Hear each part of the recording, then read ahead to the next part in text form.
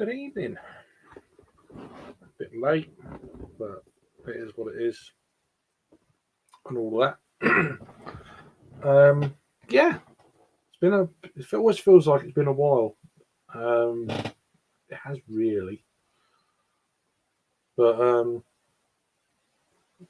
so yeah, just cracked my first beer just now. Just done a couple of reviews before coming on. Spent a bit of time with my daughter this evening, hence why I'm a bit late. Make sure she's all sorted out. Been a bit busy this evening, so yeah, just took a few photos of the beers I'm on. So the beers I'm on, let's take that banner off because I'm here. There we go. Pardon me. I've got beer. I've done reviews, so these will all be coming out because I've literally got no reviews. Plenty of beer, but I haven't reviewed anything. So from Time and Tide, this is their warmer patchwork pale ale, part of the Deal Hop Farm, which is a community-grown hop group, if you like, 3.7%, and they've dumped a load of mosaic as well in it. So, but yeah, check out the old artwork, pretty cool. So I have done a review of it, etc. So if you want more info, there's a QR code, which wouldn't focus on my actual what do you call it, mobile phone earlier. Is what it is. So yeah, there's the beer, pretty cool. It's not the craziest of haziness, but it's drinking pretty damn good. So you've got someone watching. So good evening. Hope you're had a good week. You've had a beer, or unless you're American, who knows? Who knows? Hey Shark, how you doing? So it must be getting towards the end of your shift now. I see you was on earlier on John's channel. That's just drinking really nice. It's got a little bit of kind of earthiness to it, but light citrusiness kind of deal. But yeah, I won't go into too much. As I say, I've already done a review, so that'll be coming out. Probably post it pretty soon. I've got coming up. So I've got a 2-part vlog coming up of me and Jake in Bermondsey, and I've got an Easter Beer Festival I went to vlog coming up as well. So one more hour to go. I'm sure it is, man. Hope you're keeping well anyway. The wind was blowing a bit earlier, I'll see. So the walkabout. But yeah. So yeah, I've got a 2-part vlog and a longer vlog coming up. So yeah, I'm doing not too bad. Not too bad, sir. Just chilling now. We got Lynn off to sleep and that. She had a McDonald's and stuff earlier, and she went up the golfing range with my dad earlier, and she come back, had a shower, and she's all calm and chilled. Just doing the usual sort of thing. Changed all the bedding earlier before she got home and all that sort of stuff. So it's just been kind of doing washing, usual parenting stuff really. So now I'm having a beer. I don't like drinking in front of her. Fucking help it. Unless I take her to the pub. But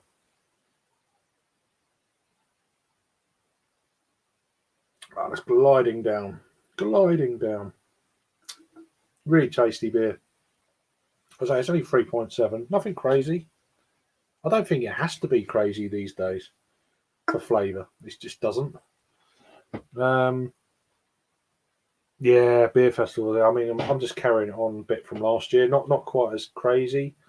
He says I'm going to one in 2 weeks in London, meeting up with John from Lords and probably Paul and Rasco and a few others that I know are going. So hopefully I can meet up with some people. But I'll actually be vlogging at every festival this year. Last year I just couldn't be bothered. This year I'm going to put a bit of more effort in. I'm just The trouble is, I mean, this Brood London's a great festival, but they blare out music. It's quite loud, and if you're vlogging, it's really difficult to. You know, I don't really want to keep going. No, I haven't even got a mic. The mic's broken. I used to have a little mic thing I put on, but it just seems to have fallen apart. It wasn't a very good one, I guess, and need to sort that out. Yeah, what ones do you think they're going to, Shark, as well? I mean, you probably got some crazy ones out on the old west coast there. So from the west coast of America down to Australia. Cheers, Sam. Hope you're doing well, man.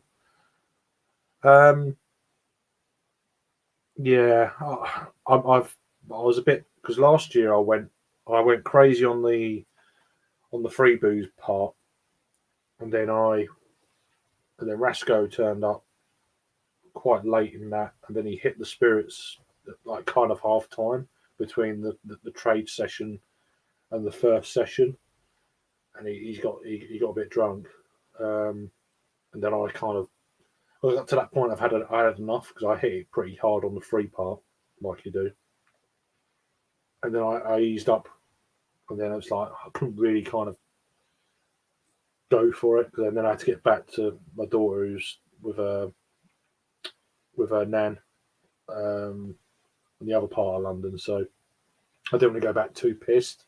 That was always on my mind. This year, I'm staying just up the road in Bethnal Green for a couple of nights, so I need to. So I've got a Saturday afternoon ticket, and I know the tickets are getting pretty low, and I'm not sure if I want to do 2 sessions in a row. I might do the Friday evening, try and get that ticket, and then I've got the Saturday afternoon ticket. And then Saturday evening, I might go somewhere in Bethnal Green. I know there's a Mother Kelly's that sort of way, that kind of deal. So yeah. Anyway, cheers, Sam. Hope you're keeping well. We have a cask festival. Okay, it's outdoors. Cask festival of outdoors. Not sure about that. IPA festival would be good. Yeah.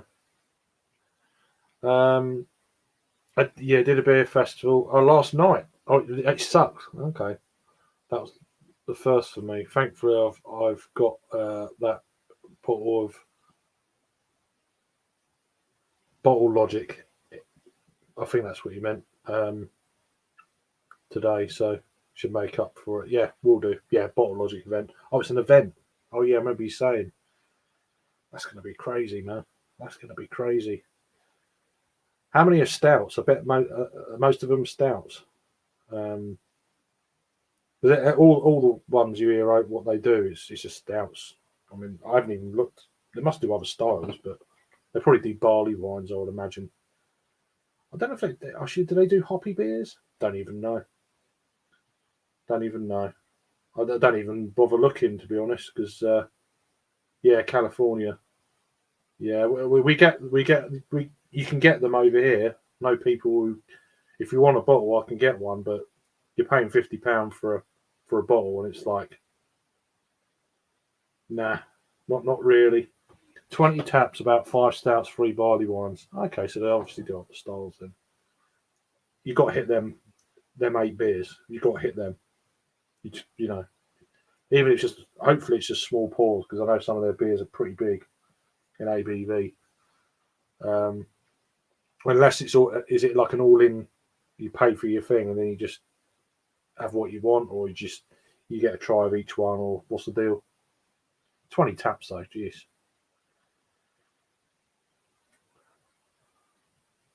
All right, nice one. Yeah, they're incredible. Well, I've only had one.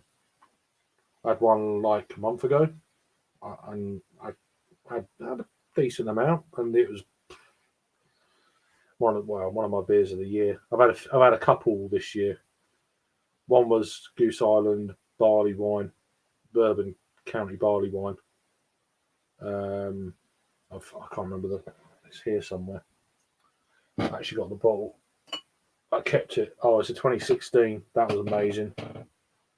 And then that Bottle Logic beer was amazing. They're the two best beers I've had this year by a long way. By a long way. I've had some good beers though at Bottle Shares. Bottle Share beers have been amazing. What I've been to this year. So, yeah, I was in Colorado. Yeah, I'd like to go one day, but it's just a lot of money. The tickets are pretty. You have to get the tickets pretty sharp. They just sell out. Yeah.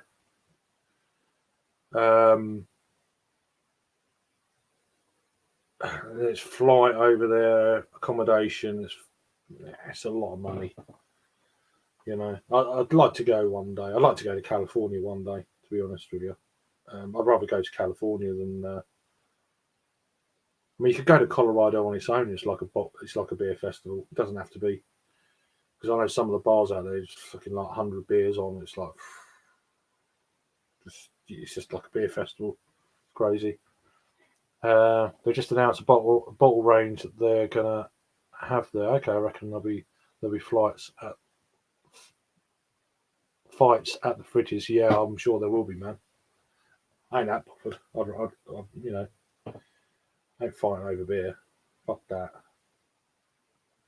So anyway, that's the first beer I'm drinking. It's from my local neck of the woods, from Time and Tide. They've done a deal version, which is it's a little name. Warmer is a name of a. It's not as in it's warmer. It's the name of a little village just to the south of Deal, and it's part of their. I don't know if it's a series. I know I've got another one downstairs. Part of the Deal Hop Farm. It's all community grown hops, that kind of deal. So that's pretty good. So I've got that. I've just done a review of, and I've got a beer from Zydex. This is their Emotional Camel, which is quite amusing. You've probably seen a few other UK beer tubers reviewing beer from this brewery. I had a couple of their beers, as I said in the review back in late November last year when they first brought their first few cans out. I was with Harry at the time and Rory, funnily enough.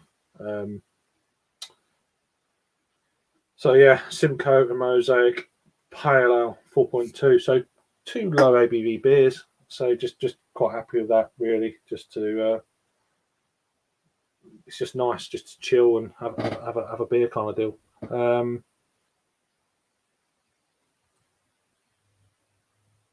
Yeah. Fundamental observation. Yeah, good. 24-hour drinking, man. I just fucking be dead. I couldn't do it. I know there's parties and stuff I've heard about it. It's just like same in Copenhagen. You go to the Copenhagen Beer Festival, the Mikkeller beer celebration. Just heard so many things about people coming back, and it's just like a zombie, you know. And people go out there for a week. They do Copenhagen like 4 or 5 days, and then they go to the festival. Some people, and then they get all in tickets, and they go to things after. And it's like I'll just be dead. I'll just be absolutely dead. Wet hop season, but yeah, it's your autumn, isn't it? So or your fall, whatever you want to use. Well, the leaves are falling. Breweries are pumping out some good fresh Galaxy, Eclipse, and Ella beers. Nice. I'd like to do it one day. It's not something I'd look forward to, really, coming home from. There's certain things I'd love to do, but I'm also a bit scared. You know, that's one of them. If I went to America, I'd be a bit scared. It's just going to be such a. You know, I'd love to go to New England, love to go to California, love to go to Colorado. You know, that kind of deal. With a hint of trepidation, really, because I could see myself getting a right mess. When you're abroad and stuff, it's a bit, don't know where you are. At least you know the language, but I don't want to get arrested either. So.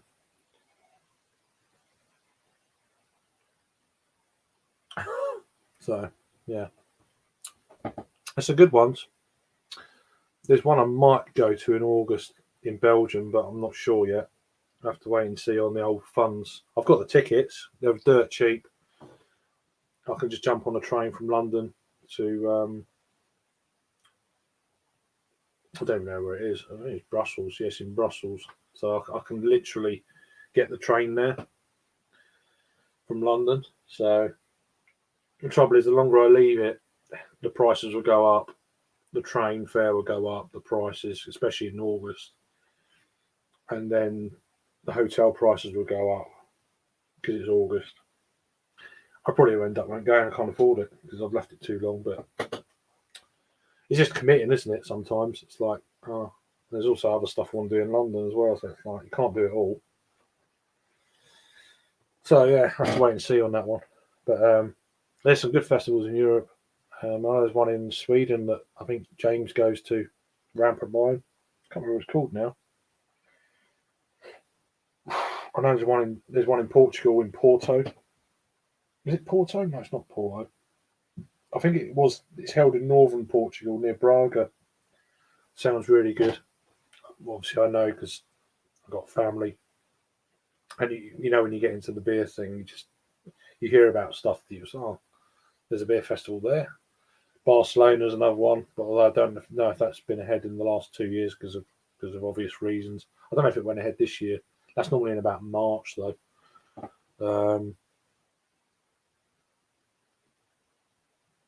Yeah, well, through the Channel Tunnel. It goes under the English Channel. So it goes. You go to Paris from London. Paris, you go to Paris. Brussels, Amsterdam.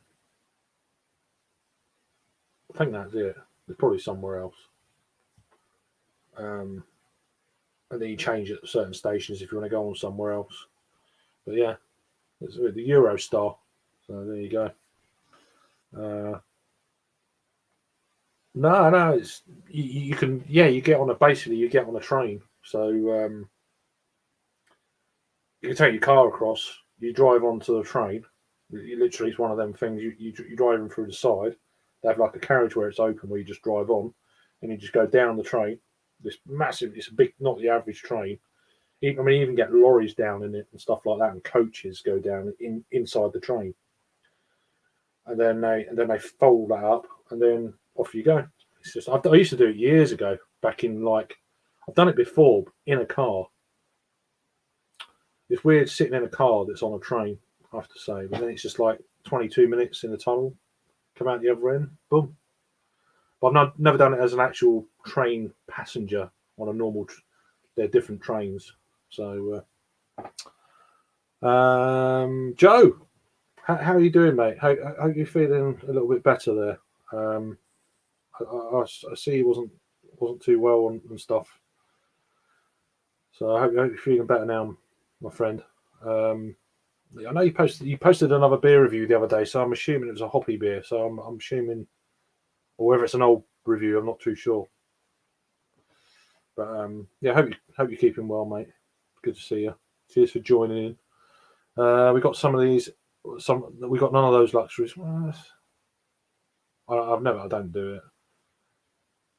Yeah, you're pretty big, aren't you? You're a pretty big island there. So middle of nowhere. Well, I don't know. You get some weather. It can be quite warm, but it's a big island. It's massive.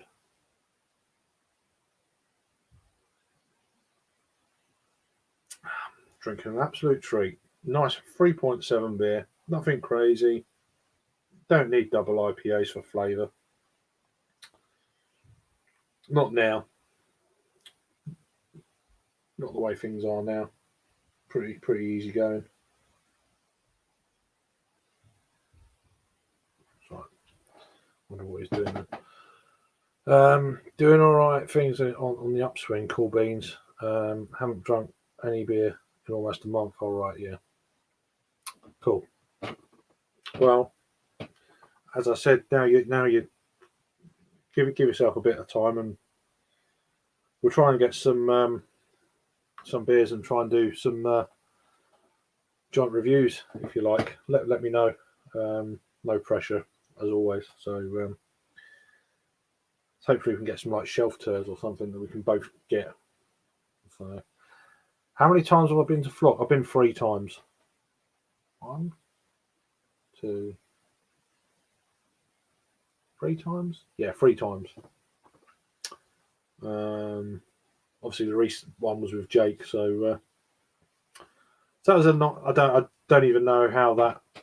Yeah, yeah. I mean, tasty stuff. It's just stuff you never pick up. That and then when you try them, it's like, oh, why don't I pick this up normally? And you kind of overlook because there's so many beers out there. But something we can both get is obviously the Battle. There was a website earlier on. It had bloody like Treehouse Julius on it. I think they sold out now. Oh, and Focal Banger. £16 for 1 can of Focal Banger.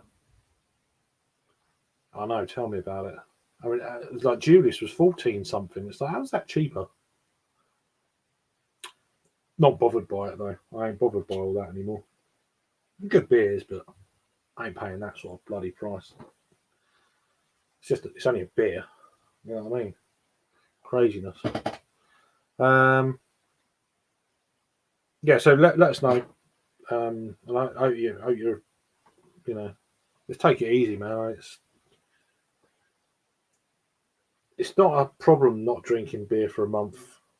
I find. I mean, I had that time off last year for 5 or 6 weeks, and I think once I got past the first couple of weeks, I was like, oh, not that fussed.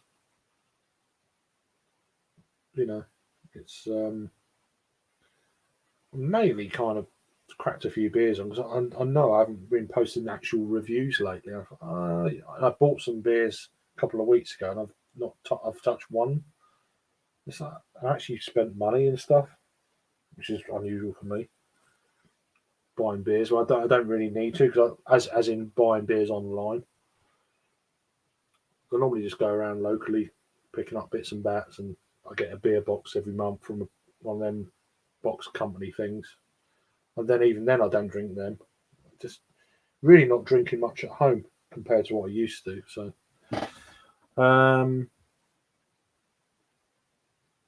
when I have the boy, I have no issues. Yeah, health comes first. Exactly, man. Just sometimes I just don't want to drink. It's my first beer since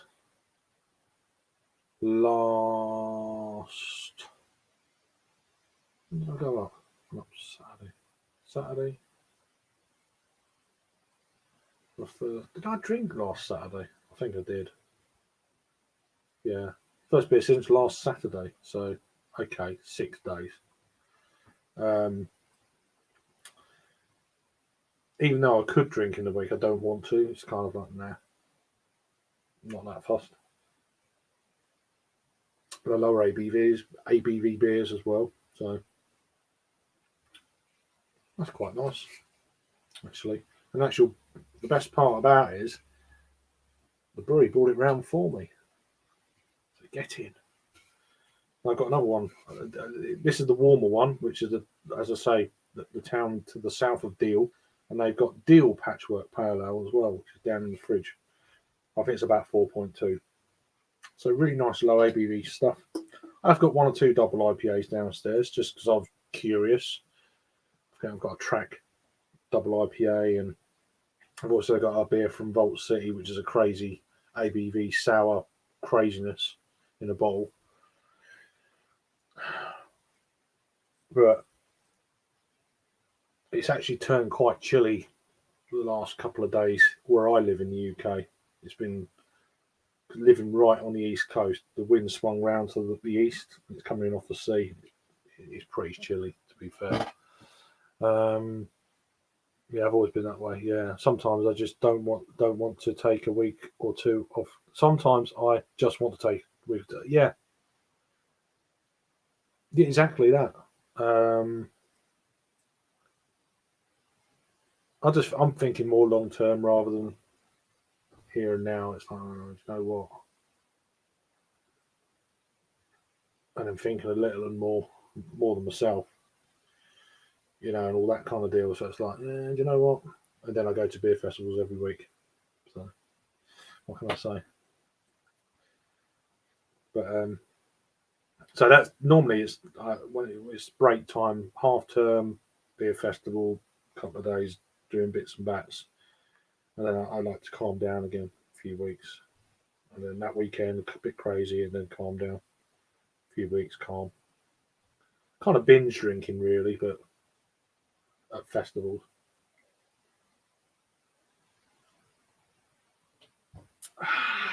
Really nice indeed.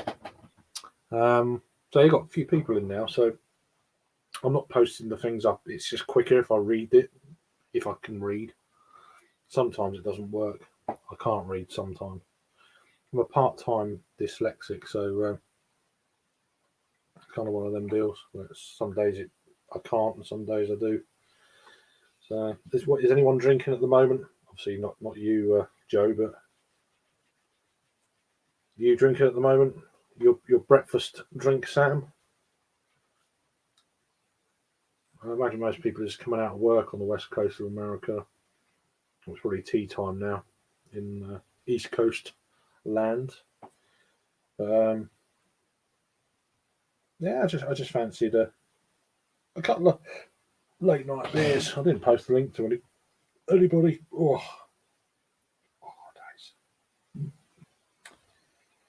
Oh joy, oh joy, oh joy. Another active shooter.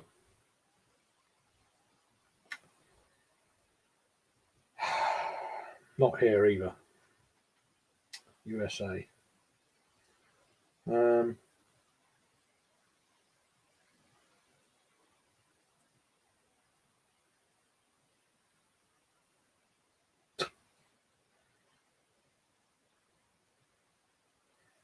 So I don't think there's anyone around anyway. So this is just a little kind of.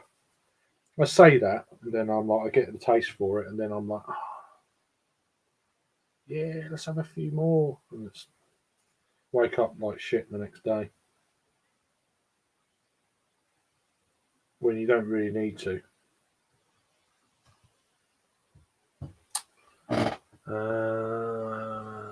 You can tell watching your vlogs that you've been watching a little bit, little bits and pieces, just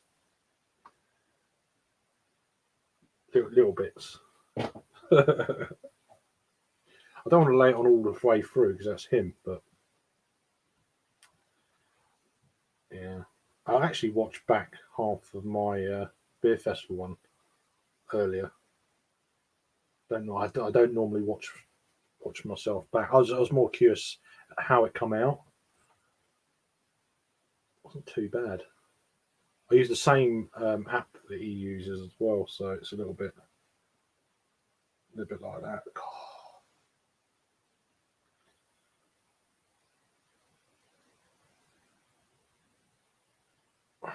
Unless someone puts some Baileys in my coffee. Ah, right. Yeah, right.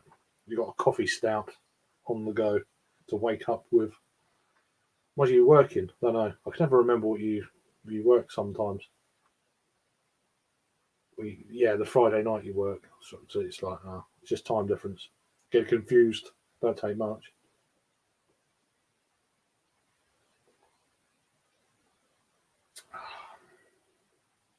Nice. That's nice beer that. Yeah.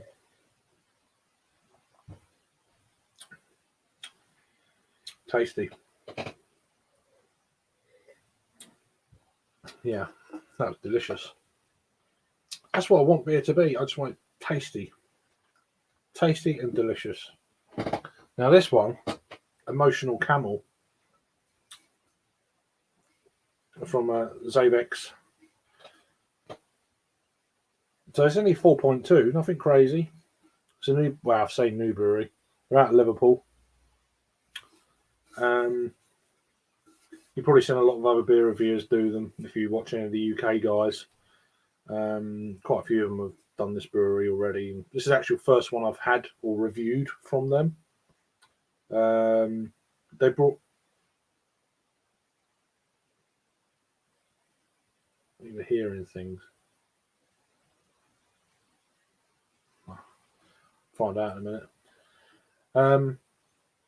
So I had a couple of their cans last November when they first dropped their first few beers, because it's a fairly new brewery. So a former head brewer of Neon Raptor in Nottingham obviously moved to I don't know for why, but he moved to Liverpool, set up another brewery, and this is it. This is only my third beer from them, but my first beer that I've reviewed from them. Really, look at that. That's 4.2% ABV. Looks like a double IPA in a glass. As I say, I've reviewed them proper before I come online, so I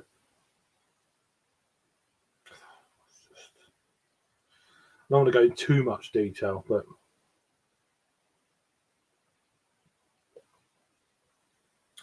fucking hell, man.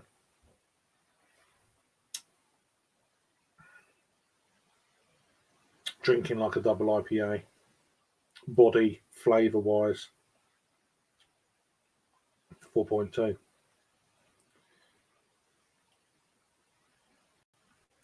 Brewing these days is nuts. They're clever people. Yeah, take care, Shark. You have a good weekend as well, my friend. Thanks for tuning in. Appreciate it as well. Last beers. Good evening, sir. Hope you've had a good week. Let us know if you're having a beer, cracking open. If you just finished work, or what's the deal? No, I've had a week and a half off over Easter. All right, that's all right then. So currently spending 2 full days in Melbourne and doing a heap of breweries, bars, and 2 events. Do it, man. You got to do it. At least you're doing something, you know. Oh, there's a moth trying to get in. Looks like a common emerald moth. Yeah. See, I can bore you about moths as well. Even give you some of the names sometimes. Yeah, common emerald. Quite a nice kind of green. Looks like a butterfly, but not obviously. Quite early in the. I don't know if it's early or not. It's quite cold out, so I'm surprised it's. I suppose it is cloudy, so I'm talking to myself here, waffling on. That's it. So anyway, back to beer. I lost some people then waffling on about moths.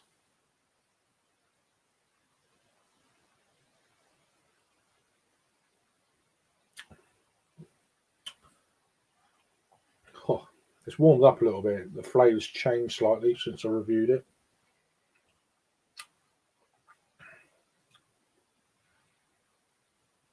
Oh, that's really nice. That's really pleasant stuff. So, yeah, these guys are out of Liverpool, as I said. So, zavexbrewing.com. So, check them out. Contains barley, oat, and wheat. Simcoe and Mosaic hops. 4.2. Bizarre name, quite a funny name. There's the camel. But yeah, another great beer. So, but yeah, yes, I know that one. Legend. There's boxing tomorrow night. I ain't paying 25 quid to watch it on BT box office though. Can right off. I'll find a stream somewhere.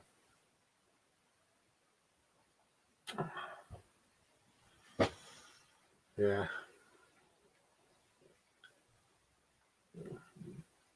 can't even remember his name. That's how much I'm into boxing. You can't get away from it. It's one of them deals where, where even if you're not into something, it's always on the adverts or it's being advertised here or there. You go and look at other sports and then they advertise it on there. Oh, what's his flipping name? Don't even know. Oh, shit, that's close.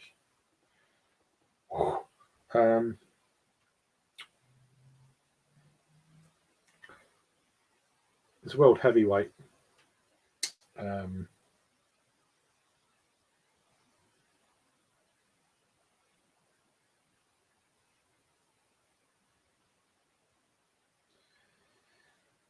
Boxing, there we go.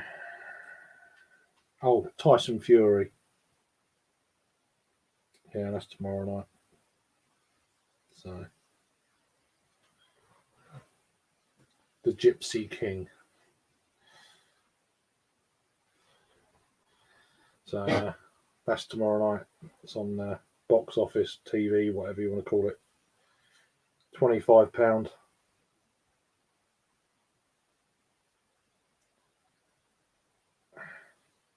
Nah, not really. Not that bothered. I'll watch it for free. Boxing on for free. So not really crazy amount of plans. First weekend, the daughter just finished their first week back at school, 4 days back at school. They're off on Monday, being a bank holiday here. So it's the first weekend that she's not been like in London for a few weeks, for a couple of weeks. She was up there most of the time. She's supposed to be going round one of her friends' house tomorrow afternoon, but I've got to ring through to find out if it's okay from her dad. They've already made plans, and it's like hold up. So that's going on. I haven't personally got any plans, but it's all spend time with little one really. That's why I came on late. I didn't want to come on here before she went to sleep, so that's why I was just like, that's why I was late. So, and I was also watching John's for a little bit, and then he abruptly left. So Lord's Brewing Company, John, by the way. I think he left to have a good time. Anyway, that's what I'm going to say. But fair play. So he left pretty quick. That was at 9 o'clock our time, and then I was just watching bits and bats. Watched a bit of Reed Trimmer. I think he's streaming now. There's a storm outbreak in the Texas Panhandle soon, so could be a few tornadoes dropping, that kind of deal. Watching stuff like that, really. John is I've met him a few times. I'm seeing him in a couple of weeks at this festival, so he's going to have a stand there. He's going to have a bar and stuff. I saw him last year, but I didn't really go crazy last year. I might this year, as I've got a hotel just up the road, so we'll see how that pans out. John's a good bloke, he is. A lovely man.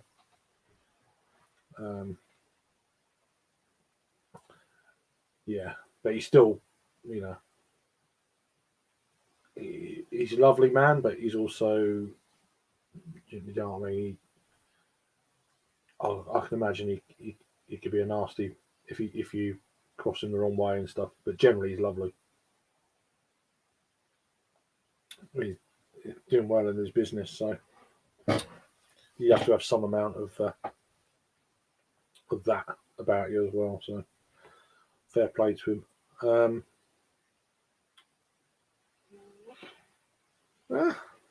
That's it, really. Not right. Bye. That's drinking well. I don't know if there's anyone around. Sometimes it's just nice to have a chat and stuff. I know there's a few people. I think Rob's in Hopzine. Rob is in Nottingham tonight. I never know what Harry's doing anymore.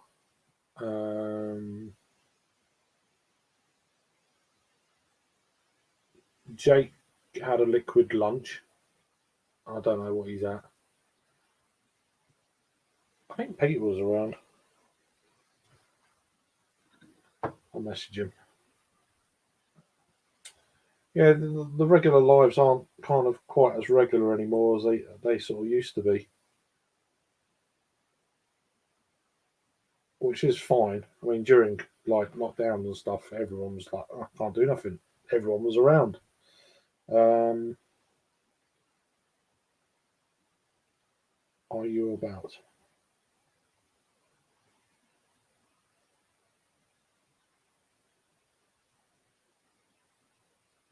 Are you about?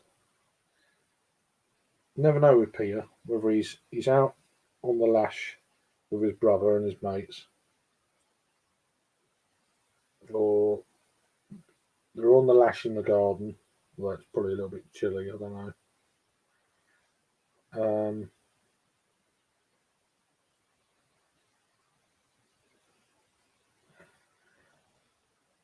Don't think.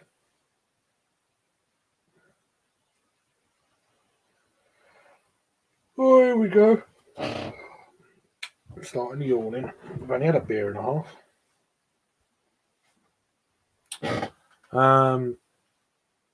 I actually like that when peeps are friendly and loyal. But yeah, um, I don't know for that, but you must have.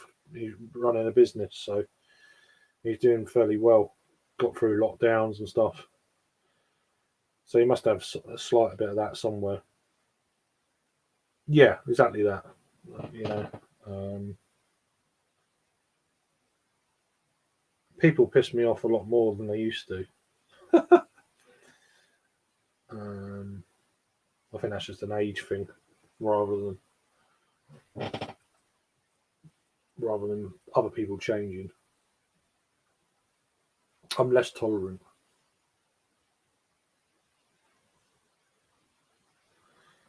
Yeah, I'm less tolerant than I used to be.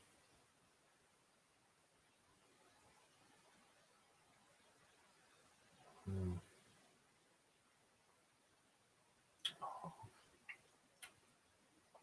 that's just lovely, man. Trying to appreciate beer more rather than just crack. Oh, it's another beer. And, all right, next one. It's like, what's the point of that?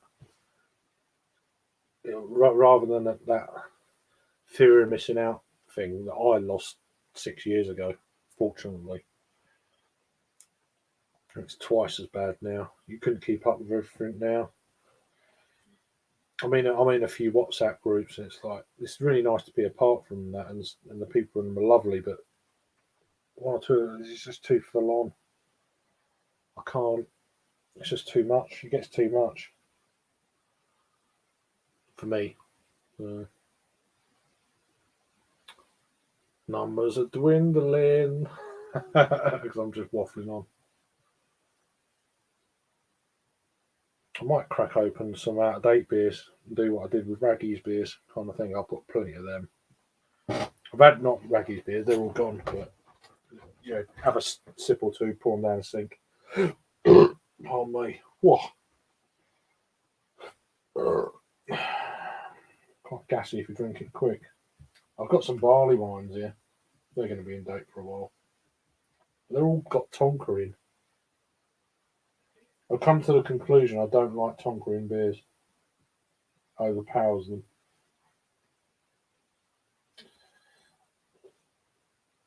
Fuck it. Shall we open this? Yeah. This is out of date. Camden Town Marmite Stout.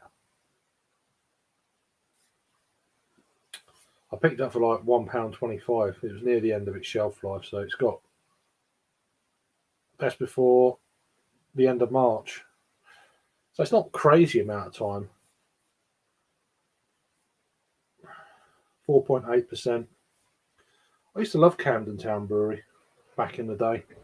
When I first started going up into London about, 2014 sort of time.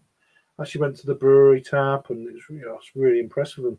Camden Pale was really nice. Tried most of their beers. I really enjoyed their beers. Then they got bought out. And yeah, they started doing some a bit kind of. They brew a lot for supermarkets now. I wouldn't mind Tonkerin beers, Sam, but I ain't chugging this shit like that. And good evening, afternoon, evening, Vanessa. Hope you're keeping well. Anything on the grill at the moment?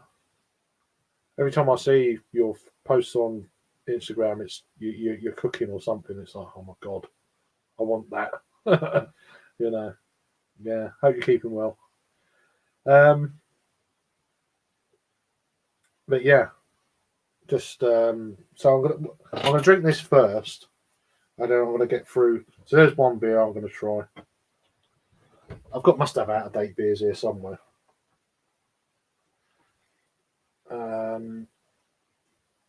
How far out of date are they though? So there's another one there. End of summer. I got this last year. I've had this about a year. It's only out of date about a month. It's not crazy. So it's an Imperial Porter, 7 point. It could be all right. What's in it? Let's have a look.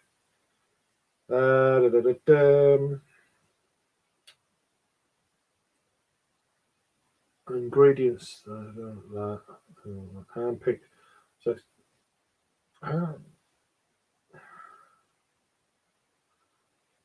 it's kind of one of them weird porters then. Hand-picked blackberries, locally grown blueberries, gathered at the end of summer, and are aided by aromas of vanilla, raisins, and dark chocolate. Decadent, dark, and delicious. So it's got some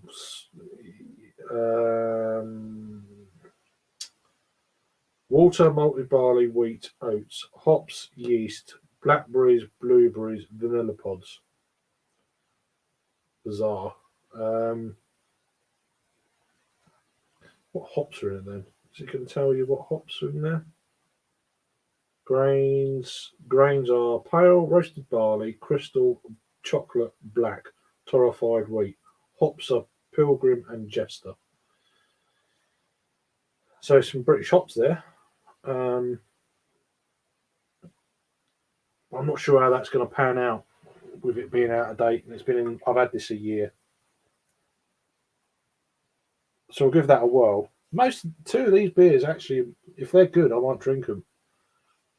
Which is the worry, because I don't want to open like 5 cans and they're all good. I'll be absolutely ratted. What else can I have a crack at? So there's another one here, same brewery. Here we go, Espresso Stout, Joe. That's not me writing on it. That is actually the thing. So a 5.8% stout. Is this in date? Nah, February. So what's in this? Aromas of coffee, dark chocolate, and cherry cola. Oh, fuck that shit. With a robust and balance in bitterness. A cup of Joe sparkles on the a cup of Joe sparkles on the tongue with flashes of iced coffee and tobacco leaf.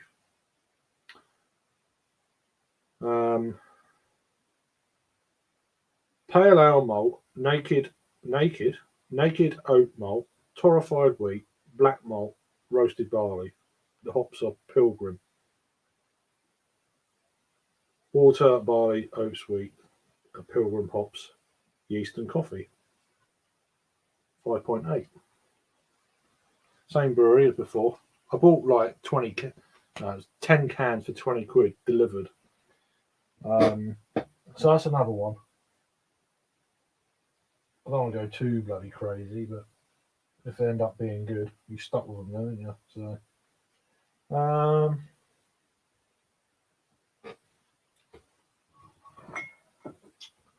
I think that's probably about it for here for now, to be honest.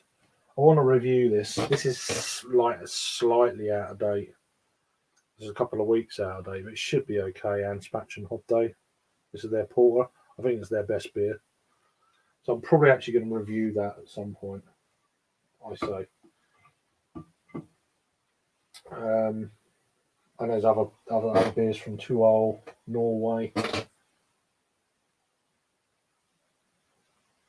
I've had that. I've reviewed it before. This is from Agar Braggery. Their Sunbell Porter. So I've reviewed it before. It's one of them beer 52 things. I've got a few from Tuol fairly recently. Don't get Tuol much over here anymore with Brexit and all that bollocks. So it's nice. I've never had a 330, a 440ml can before. Nice looking can. So I've got a few there. What's this one? Is this Lervig? That's Two Tribes. Campfire.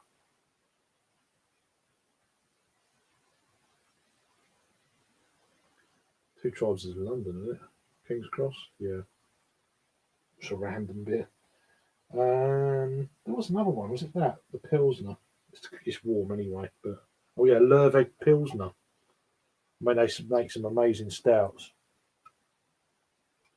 But that's, what's it called? Just Pils. They make some awesome stouts. So Campfire. Where Campfire?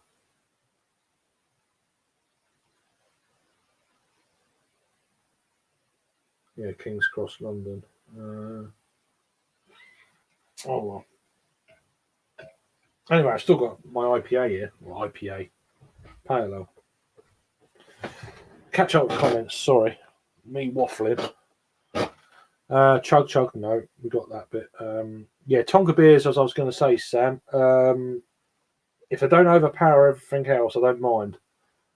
Most of the Tonka beers I've had, that's it. It's full up front centre. Nothing else gets through it, and it just ruins the beer for me. Good evening, Miscellaneous. Hope you're doing all right. Good to see you. What sort of name? Good H. It just is what it is. Good H. I mean, they're more of a experimental brewery. I think they a lot of their beers, they do lots of kind of wild ales, saisons, that kind of deal. Lots of wild picked flowers and stuff like that. So they're a bit like a brewery over here. You might have heard of them called Yonder. They're a bit like that, but they have branched out into other stuff. It's probably going to be all right, to be honest with you. I mean, the espresso might have fallen off a little bit, but I think it's going to be drinkable.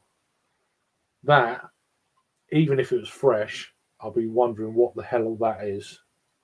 I don't mind Marmite. I love Marmite in a beer.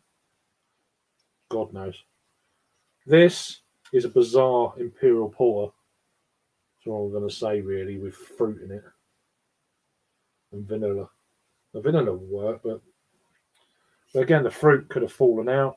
You could just end up with a sweet porter, basically, with the vanilla pods in it. I don't know. We'll have to wait and see. But I don't know if I'm going to be drinking all three. We'll have to wait and see. We'll definitely get that one out of the way first because it's that. We'll probably get that out of the way. And hopefully they're both terrible, and then I can crack that open and I'll drink it. But we'll see.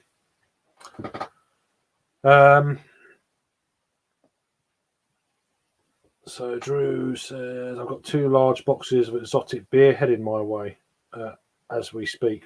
One from John. Oh, right, cool. And another. Oh, yes, that subscription order box. Everyone seems to be. I've heard about that company. I can't pronounce it. Tavor? Tavor, is it? Tavor? It's a bit like our Beer 52 theme by the look of it, but I don't know how much it is per month or what the deal is with that. But Bumpy is getting an awesome package from you, so should be up there next one. That'd be good. That's nice. Oi, evening, ladies. How you doing, Jack? How you doing, sir? I saw you earlier on John's channel. Hope you're keeping well. Has anyone been live tonight? I'm not too sure. I don't think Simon was around. I actually had to have a look. He seems to be going live on Thursday, so well, that's all about. But people say hello to each other, which is always good. Yeah, it's good. It's good. It's great to see people kind of coming together and stuff. Australia to America, which is bizarre. It still blows me away. Anyway, let's drink the rest of this Zydex, whatever you want to fucking call it. Oh.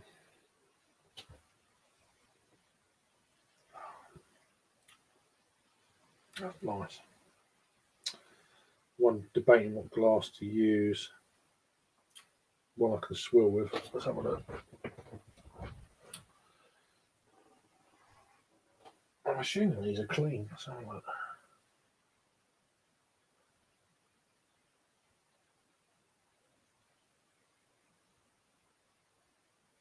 Looks clean. No, that one's clean. We'll use that. Okay, I'm not risking them. I've been washing my glasses up for about 3 days. Not like it's not taken me 3 days, but I washed up 6 then, 6 then, another 6 then, 6 then. Over the last 3 days, kind of deal. I just got lazy with it, and I haven't been here. It's like, yeah, they need washing. Starting to get fucking mold at the bottom of the glass and shit. Like that. So I soaked them for like 24 hours and stuff, hot water, and got that shit out, and they're all nice and clean now. But yeah, quite happy with the 2 beers I've had so far. Basically for the reviews, but really tasty stuff. So that's what I've had today, or this evening, quite late. Both low ABV, nothing crazy. One from my neck of the woods, that one, and this one from Liverpool. So there we go. That's what I've been on. Emotional Camel still makes me laugh. Emotional Camel. Just my mind. Just my mind. That's all it is. Just me in my mind. Just funny. Right, let's open. We've got to clean one of these glasses here. This one is actually clean. It's got loads of watermarks on it. That's all it is. Right, let's open the fucking Marmite beer. Marmite. Let's move my phone out of the way in case it gets splattered or something. I'll put it there so I can just get to it.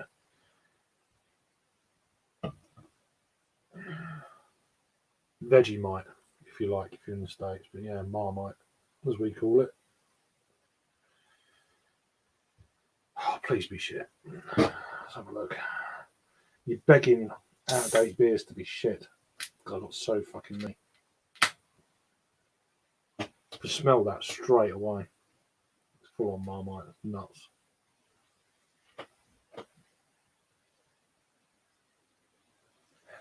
Kind of.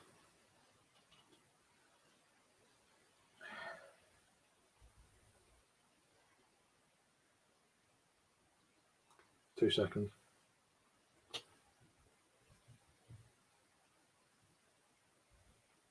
Oh, that's right.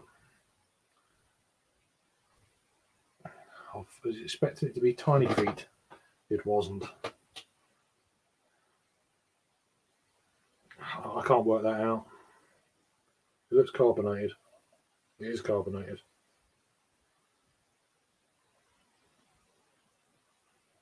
I'll do.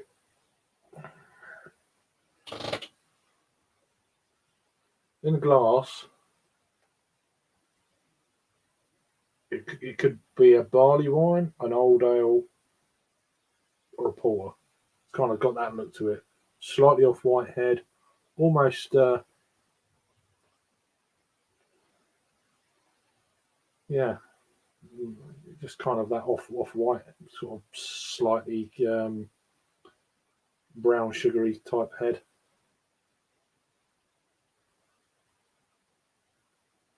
Fizz. You can't hear it, but it smells fucking rank, to be honest with you. Just get a bit more. There's only £1.10 to reduced clear. It's definitely carbonated though. Gone from more of a paler looking head now, which is bizarre.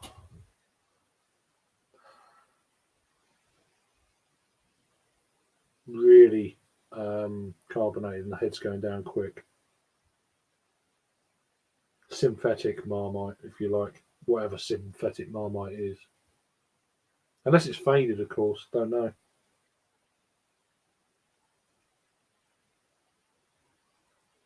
Have you ever had a Vegemite stout, Drew? Do you get? Has anyone ever done that over in the States? This is the equivalent. We call it Marmite, Vegemite kind of deal.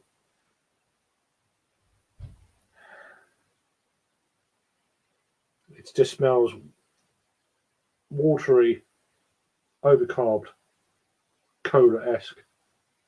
A hint of Marmite kind of aroma, but maybe watered down. Nothing else. Head's gone down. Look at that straight away. So give it a try.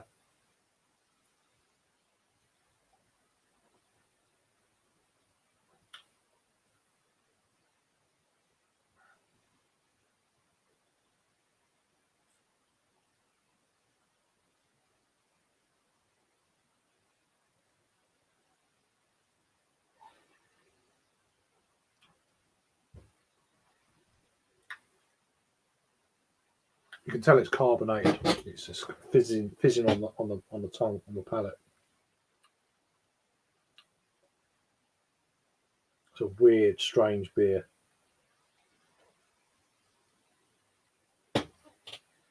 It's a gimmicky beer. Basically, it's one of them. I remember when it first came out, well, a lot of beer tubers rushed out to get it. There's a few beer tubers that they rush out to get all the new stuff. Got to get it online first and all that bollocks. Whatever. That ain't this guy.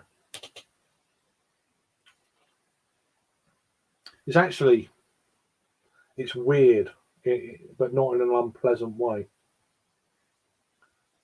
I'm not drinking all of it, but as he pours another bit.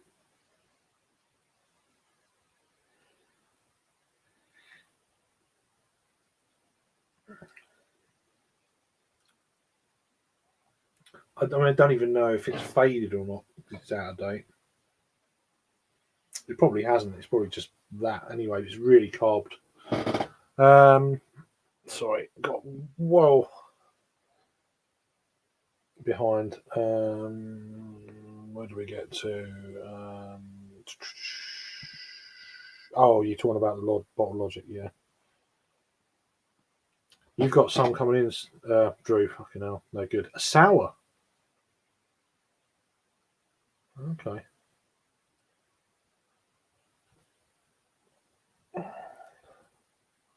Splash down at sunrise. Splash down at sunrise. Splash down. But it's toilet. Pink guava, passion fruit, and pineapple. Fucking nuts. An orange smoothie pastry sour. See, this is crazy. I'll just check the bottle list, man, and it's going to be there. Hopefully you can grab one. Oh, cool. Good evening, Mr. Ronald's Beer Reviews. How are you, sir? Cheers for chiming in. Excuse me. This one is a bit carbonated, I'm afraid. Yeah, nice one. Nice one there. Sam, indeed. Vegemite is Aussie. Okay.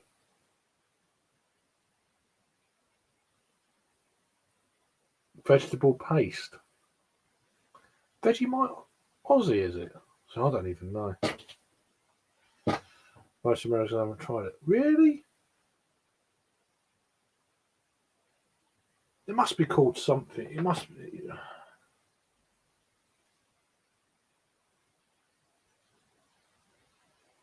In Scotland, they call it Bovril, which is exactly, it's like a yeast extract in a fucking tub. You spread it on your toast and all that. You can, whatever.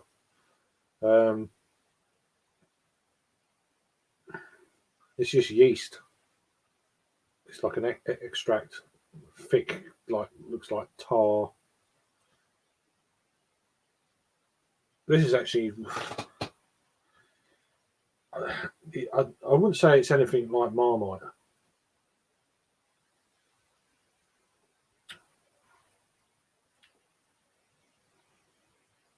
It's got a cola-esque edge about it. It's like a yeasty stout. It's quite sweet. Overcarbed. Bit thin. But then it is 4.8. I mean, it doesn't look like a stout. It probably isn't even classed as a stout.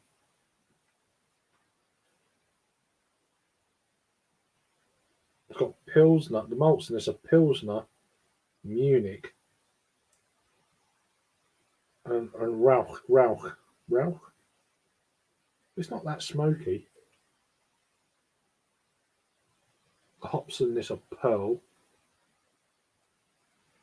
There's a beer that there's beer yeast in Marmite, and there's Marmite in this beer, brewed with Pearl hops, same as our classic Hell's Lager, which is a half decent beer, depending if you can get it a decent line on it. We've added real Marmite along with a toasted Pilsner and Munich malt for a smoky, not really, bready balance. So whether you love it or then it goes into all the bollocks that I can't be fucking reading. I'm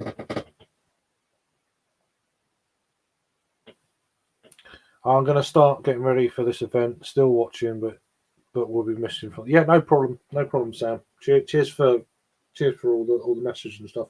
Hope you have a good day. I'll be checking the old Insta and stuff later today. Find out what sort of things you've been getting on. They have Vegemite in the UK, and you guys get Marmite, which we will have here, and you can get Vegemite here. Yeah, I mean this is a brand. I mean it's a proper Marmite is a brand. It's like Bovril is a brand in Scotland. I mean you can heat them up. Bovril you can have as a hot drink, which is generally what it is. You hot it, but you can have it in a jar, you get it in a spoon, hot water in it, and you can have it like that. It's a bit like it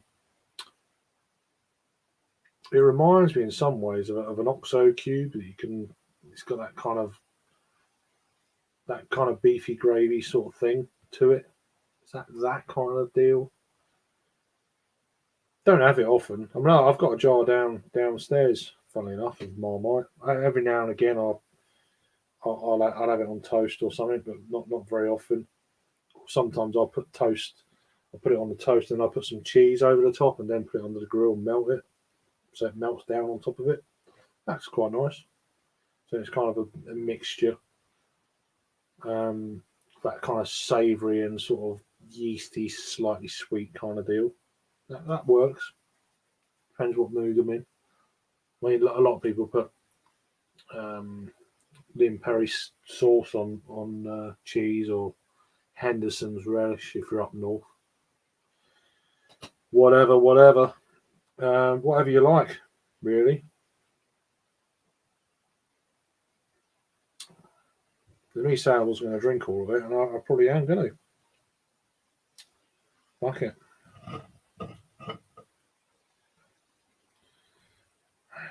I ain't sure about this. I think I should crack open the espresso stout in a bit.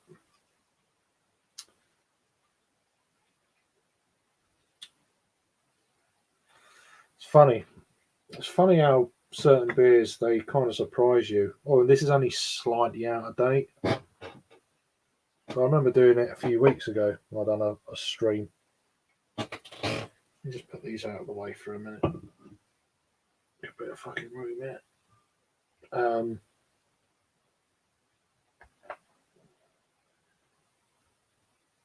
I think one of Raggy's beers surprised me. It was actually quite decent,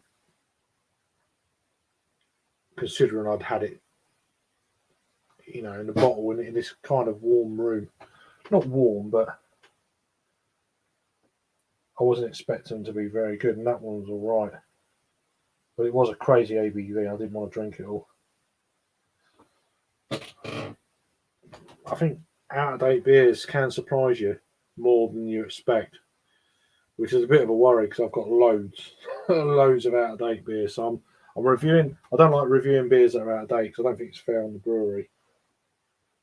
Or when I come to, I'm not that I give scores on my videos, but you know what I mean. I'd rather have a fresh one if I'm going to do a review. And then if I put it on Tapped, I won't give it a rating because it's out of date. So I'm quite strict on that kind of thing.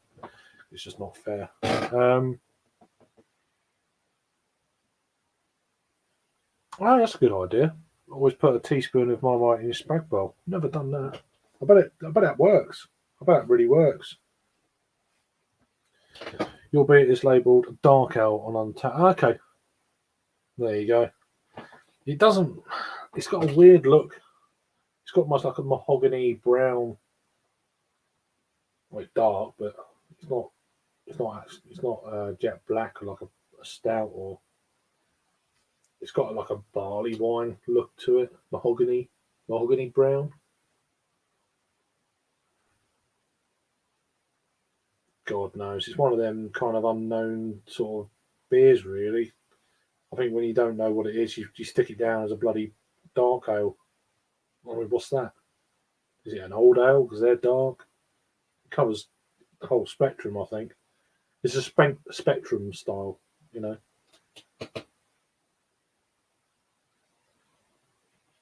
There is a slight smoky edge to it. The more I'm drinking it, the more it's opening up.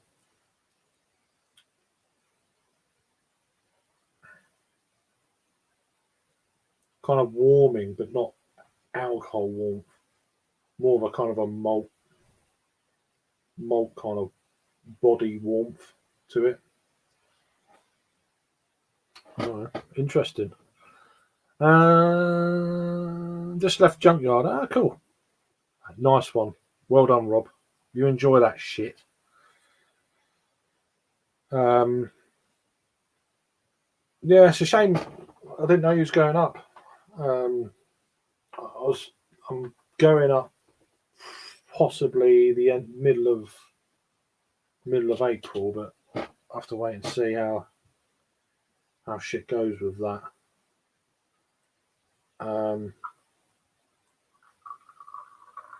Whether I'm going to go to the festival or not, I don't know. I just want to go to some of the. I want to do some more vlogs. Really, that's the whole thing for me at the moment. I'm quite enjoying doing them.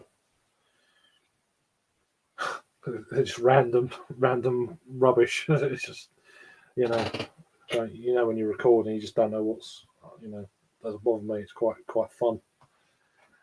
It's almost I enjoy it better than doing the reviews, to be honest. It's just so random, and people's reaction. I enjoy that more. Get more of a buzz out of that. Not easy to find a style. It was, yeah. It's just the only info I could find. Yeah, it's just a weird one. It's a gimmicky, weird style beer.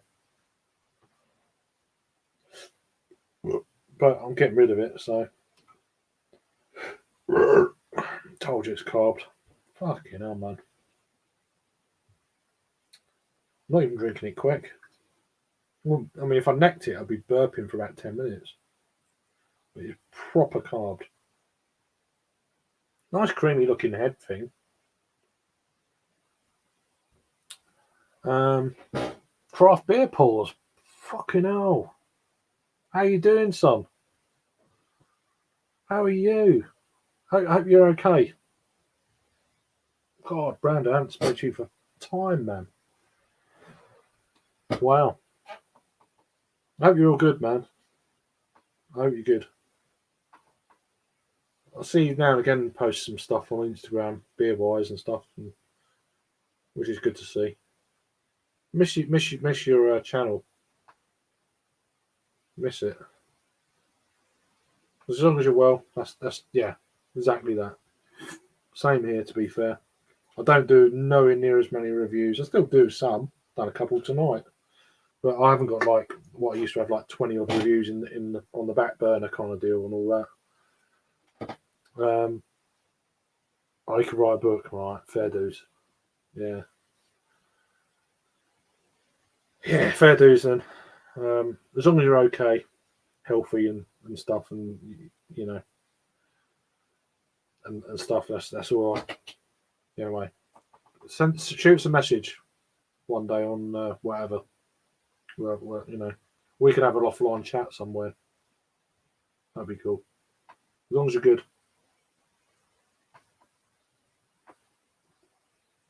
Back to this fucking bizarreness. Good man. So this is a weird fucking gimmicky beer. I mean, it's been out ages. It's probably been out the best part of a year more. Yeah, Marmite Dark Ale.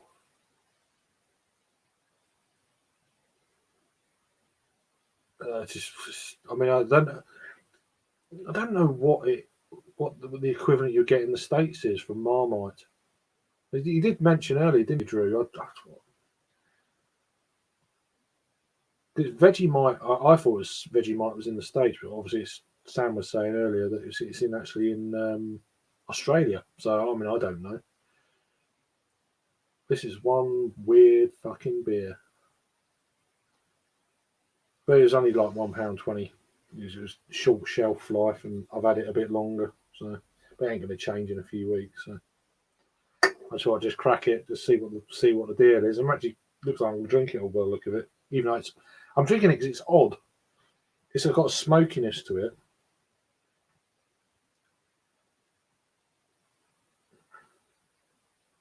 There's no off flavors. I think it's supposed to be like that, reading what's on the can, and there's a hint of Marmite, but I mean, I don't know if Marmite can fade in the beer. I've never had one before.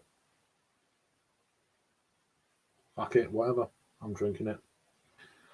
So the ABV is Ronald is 4.8%.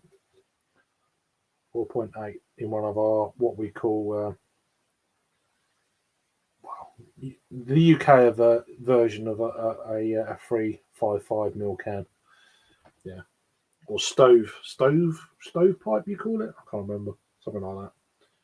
But I think it's 11 point something fluid ounces. I can't remember now. 11.5, something like that. 11.2 fluid ounces. And I think was it the 12 fluid ounce you get is the 355 ml. So something like that. But yeah, no, it's one of them deals reduced to clear. I thought, I was always curious about it. I never got round. I just happened to be in a supermarket one day in Sainsbury's, and I was like, fuck it, that price, I'll take one. I picked up one. Me and Jake done a load of like traditional supermarket beer stream. And that was there. I was like, oh, I'll pick that up. But yeah, you having anyone else having a beer at the moment? We've got a few new people sort of just chiming in there.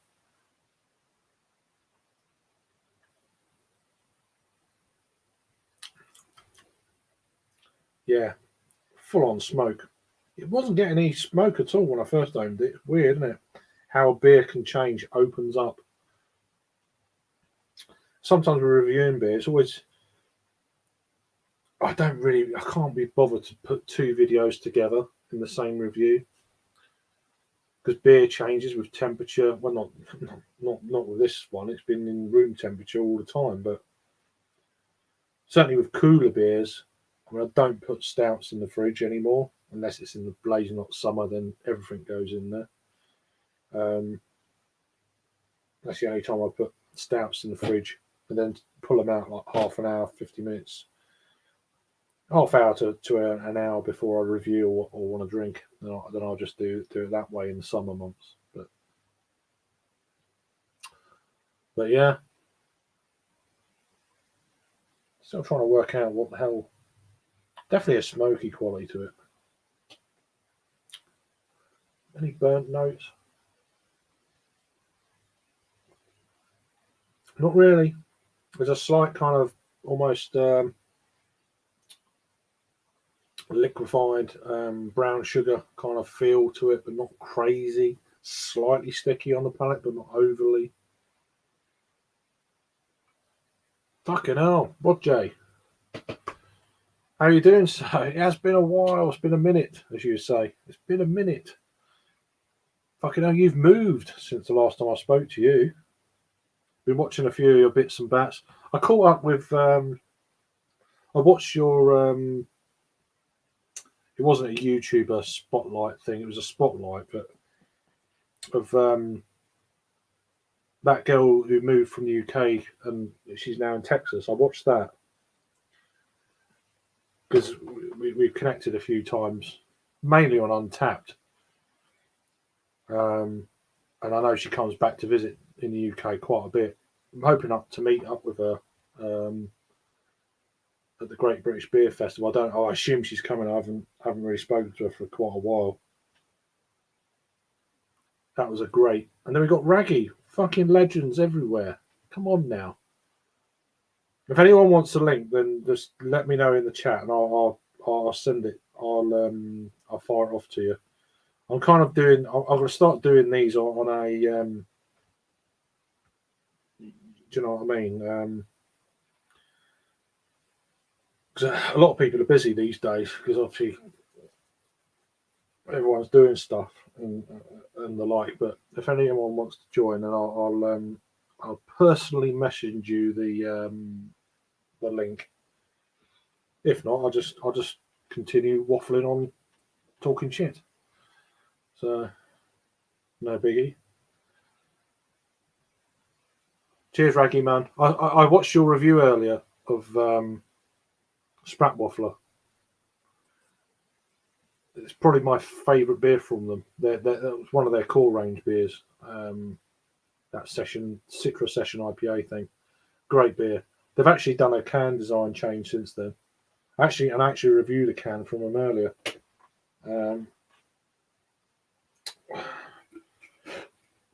I had that earlier. I reviewed that.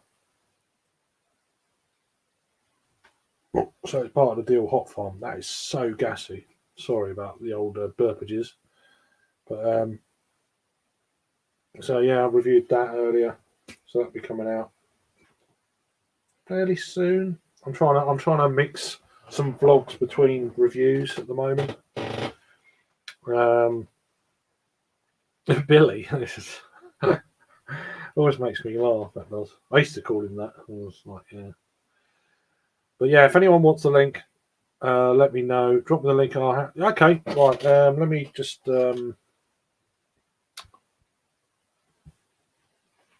get my. You have to bear with my hand at the moment.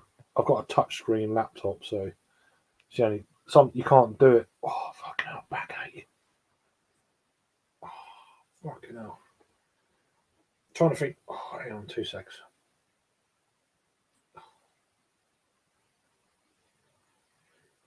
Oh, messenger.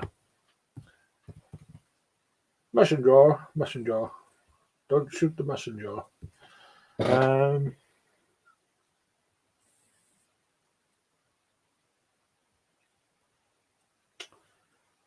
How can this be slow? Right, let's have a look here.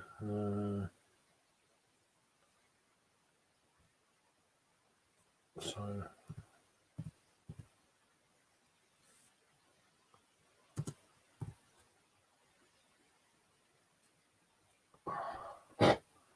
Huh?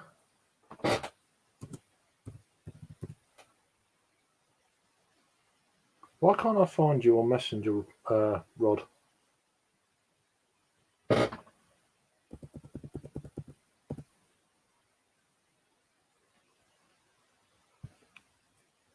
Oh, there we go.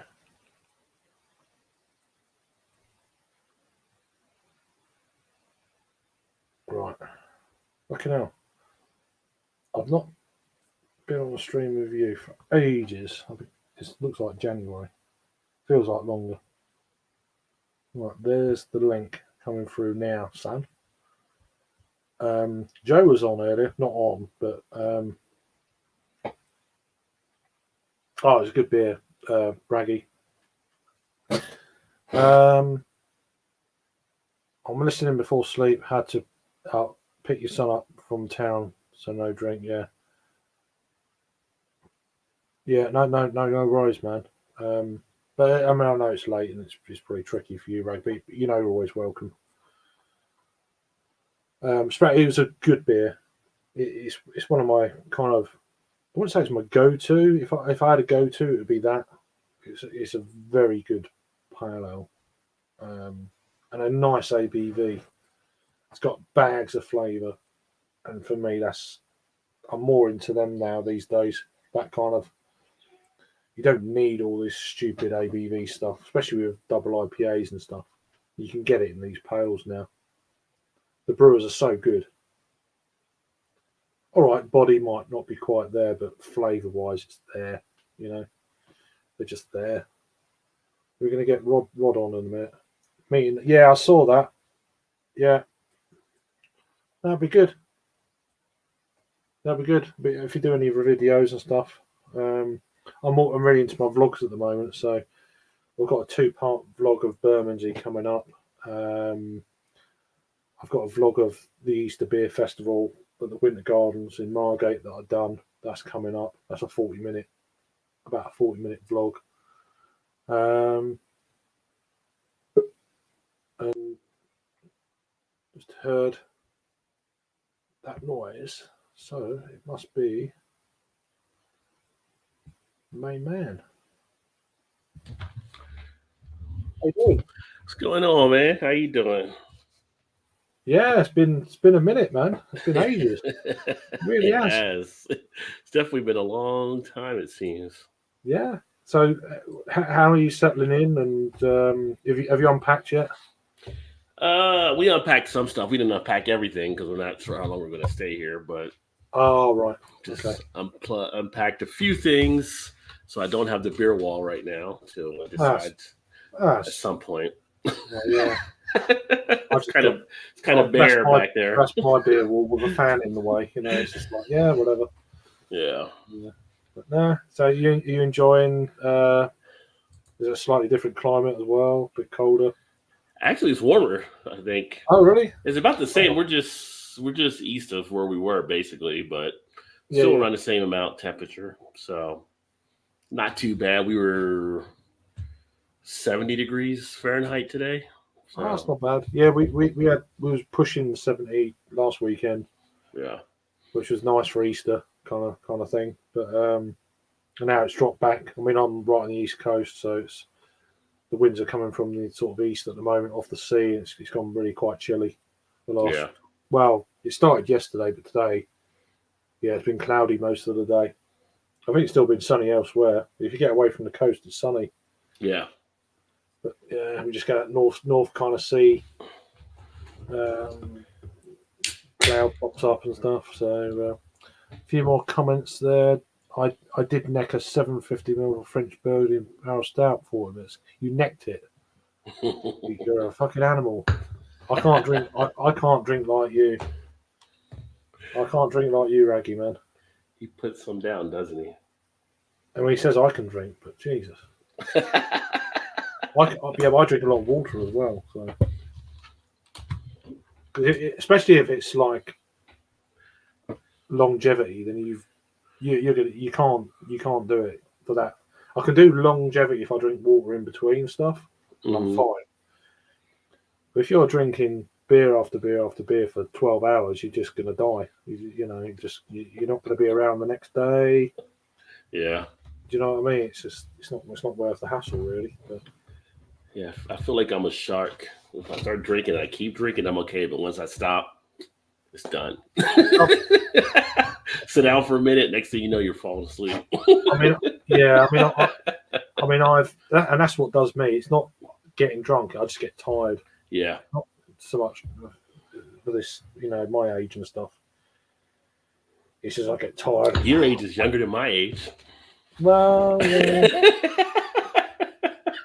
Not much. But, yeah, you're a young man to me, so yeah. Yeah. Yeah, I wish the women said that. There we go. That's another story. Yeah. Old bastard. Yeah. But this is bizarre beer. A bizarre beer that I'm actually going to drink it all, but it's just bizarre. It's not horrible bizarre. It's just I'm still trying to work it out with every sip. So, well, must be okay then. What are you drinking now? I heard you crack something. Yeah, I was going to do a review, and I was like, I'm really not in a review mindset right now. So I said, I'll just drink this beer. I know what that means. I have another one to do a review, but it's a good Flower Power.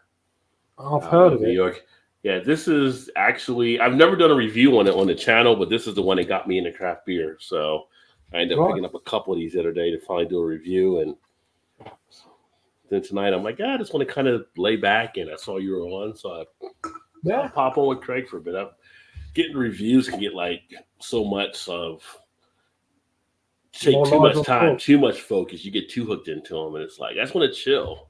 Yeah, no, I've been like that. I've just, and I've not been here, and I've been doing vlogs and stuff. I'm enjoying doing those. They've been good. Raggy's just saying there he's going to do more lives on tour. Yeah. We say hopefully. I mean, I think once you start doing them regularly, you just do it all the time. It's like anything. Mm-hmm. So I don't care about what other people, There's the amount of time I've seen other people walking down the street, you're fucking talking to yourself, and they've got the headphones in, they're doing the old and all that, and it's like they're talking to someone on the phone. Yeah. But there's no phone in sight. They're just walking down the street talking to themselves. And they don't give a shit. You know what I mean? It's like, world. So it's like I look at that, I think, well, fuck it, I can do a vlog then, For sure. What's the deal? There's not much difference. You're still talking to yourself. Yeah. But so yeah, it'd be good if you can. I mean, but it's not for everyone. No legends here. No legends. Well, not me anyway. Not me. I'm just a guy drinking beer. See that? What's up, miscellaneous? Cheers, homie. Indeed. It's windy. It's cloudy today here. Yesterday it was sunny and windy, but cold.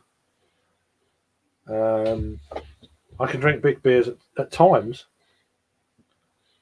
But only at times. Yeah. Well, there's times and there's all the times. It's just, it is, You like a strong beer. Yeah.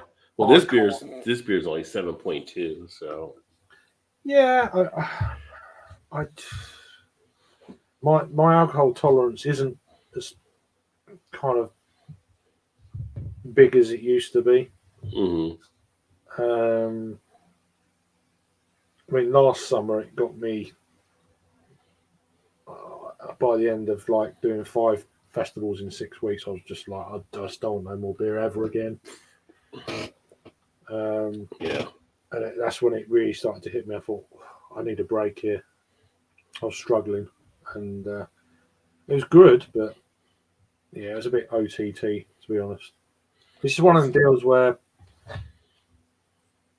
with the pandemic and stuff, everything just fell together in this short space of time, because that's when everything opened up. So all the festivals that got postponed I was going to go to, they obviously had a word of each other. Oh, we'll do this weekend. Will you do that weekend? We'll do this weekend. They obviously, and they just got condensed down to about 5 weeks. It was just absolutely crazy.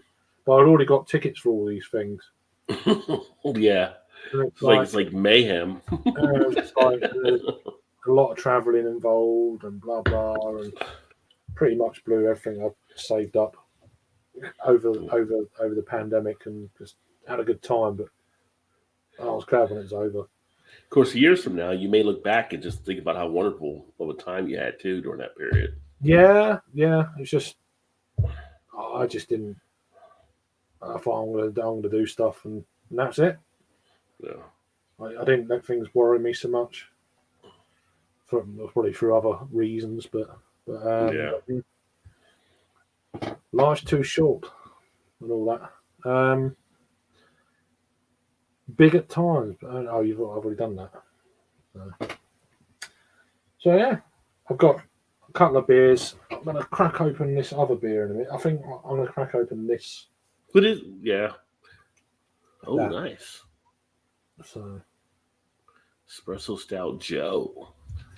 it's got a bit of a what do you call it, that coffee shop look about it. Can't remember what one it is. What is it? Coffee what's Stout? No, Starbucks? Starbucks, that's it. Yeah. It's got a bit of that looking about it, so I'm surprised I didn't get something going on with that. But Yeah, don't make it too close. They'll send out a cease and desist. nothing to do with me. But it's out of date. But so hence why I'm not really going to review it. I'm just going to get the shit out on top of the can. Well, that can happen with a lot of beers around. You got to know what you have for sure. Yeah. So, what breweries you got near you?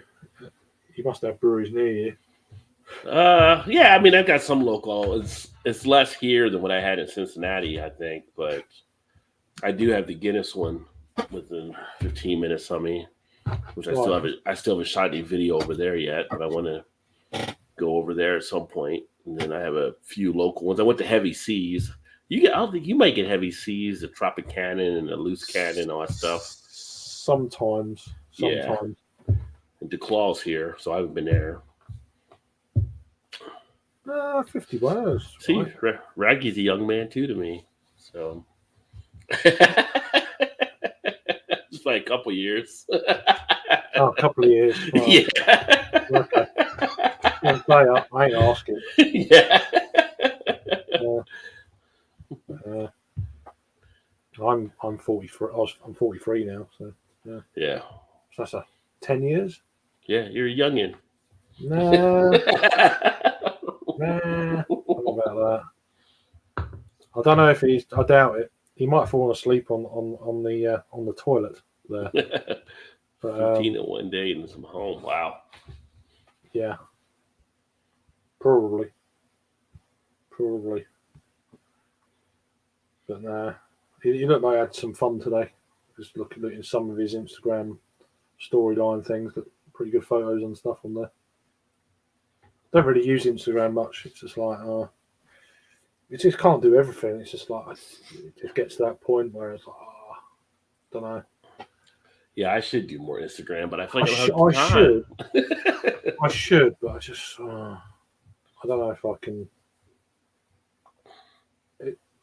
It just gets difficult. When you're vlogging anyway and stuff, it's like, I don't want to do there and that as well. It gets too much. Yeah. I picked up this at the beer festival we went to, which is, you probably got them in the States, but I've showed it a couple of weeks ago, actually, or was it last Saturday or Friday when I come home pissed? So yeah, that, which is it's a Ukrainian Imperial Stout recipe. I haven't seen that one. Resist. A lot of breweries doing it. Certainly over here in the UK, the Ukrainian anti-imperial stout. It's a couple of local breweries. I say it's an imperial stout. It's only 7.5, but it's brewed a couple of. There was actually a microbrewery that probably Alan would really appreciate, called the Four Candles. So, which is based on, and then Gad's my local brewery. But so where's that? There. I'm getting my mush off. Good. So this is this is an anti-imperial stout. Is based on a recipe created by Ukrainian brewers in March of 2022, while they were besieged in their capital Kyiv. So its beetroot was kindly donated by our allotment friends. Proceeds of the sales of approximately 270 bottles will go to the Red Cross humanitarian effort to help millions displaced. Blah blah. I don't want to get into all that sort of stuff. So yeah. So that was 20 quid for that ball. There you go. I thought, well, you know, is it a 750? I think it's a 750. Yeah, I think it was 750. Yeah. So, I probably won't review it. I'll probably just take it to a bottle share. I've actually had quite a bit of this beer already.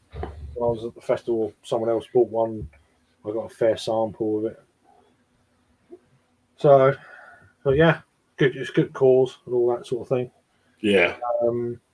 Raggy's saying Neon Raptor one. Yeah, quite a few breweries have done it. But I just picked up my local breweries one. So yeah, I think I shared this story on Twitter and Facebook from a couple of guys that did it from over there, and they were like the first ones. And I think theirs was, I would say it was around 4% or 3.5% or something. But it was the whole thing about anti-imperial had to be under 8, so it couldn't be. Yeah, I don't. Yeah, so it had to be anywhere below. Whatever. But yeah, I just whatever. It's like one of them sort of things. But it was what I remember. It was quite pleasant. It wasn't overly beetroot either, which is always nice. Is beetroot just beet? Yeah, like, beet. Yeah. Okay. I was just making sure because I never heard it called beetroot before. Yeah, so, yeah. Right, that's we're English, so. You know what I mean?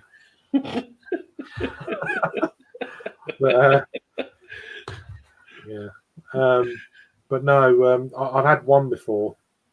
I think another local brewery done one.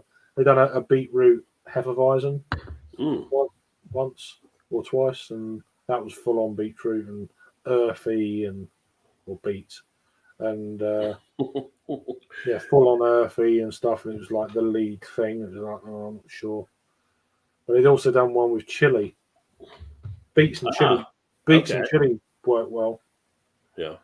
Yeah, which is an odd combination for a Hefeweizen, but it kind of worked. Yeah.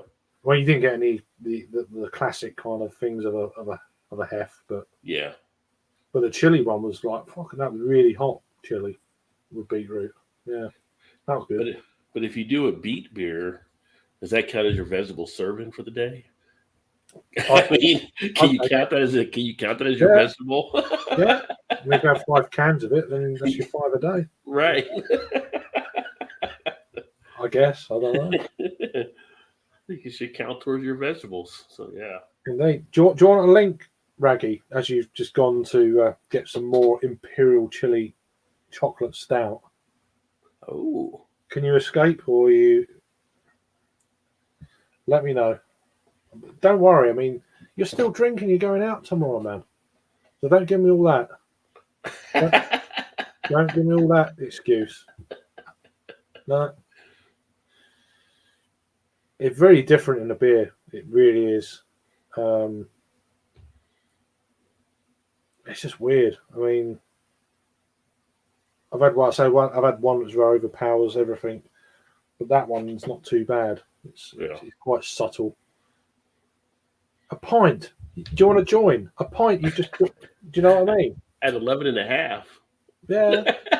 Talk about that, boy. Do you want to join? Do you want the link? I'll send you the link. Join. I'm going out tomorrow. He's like on a pint of fucking bollocks. Bullshit, man. Yeah.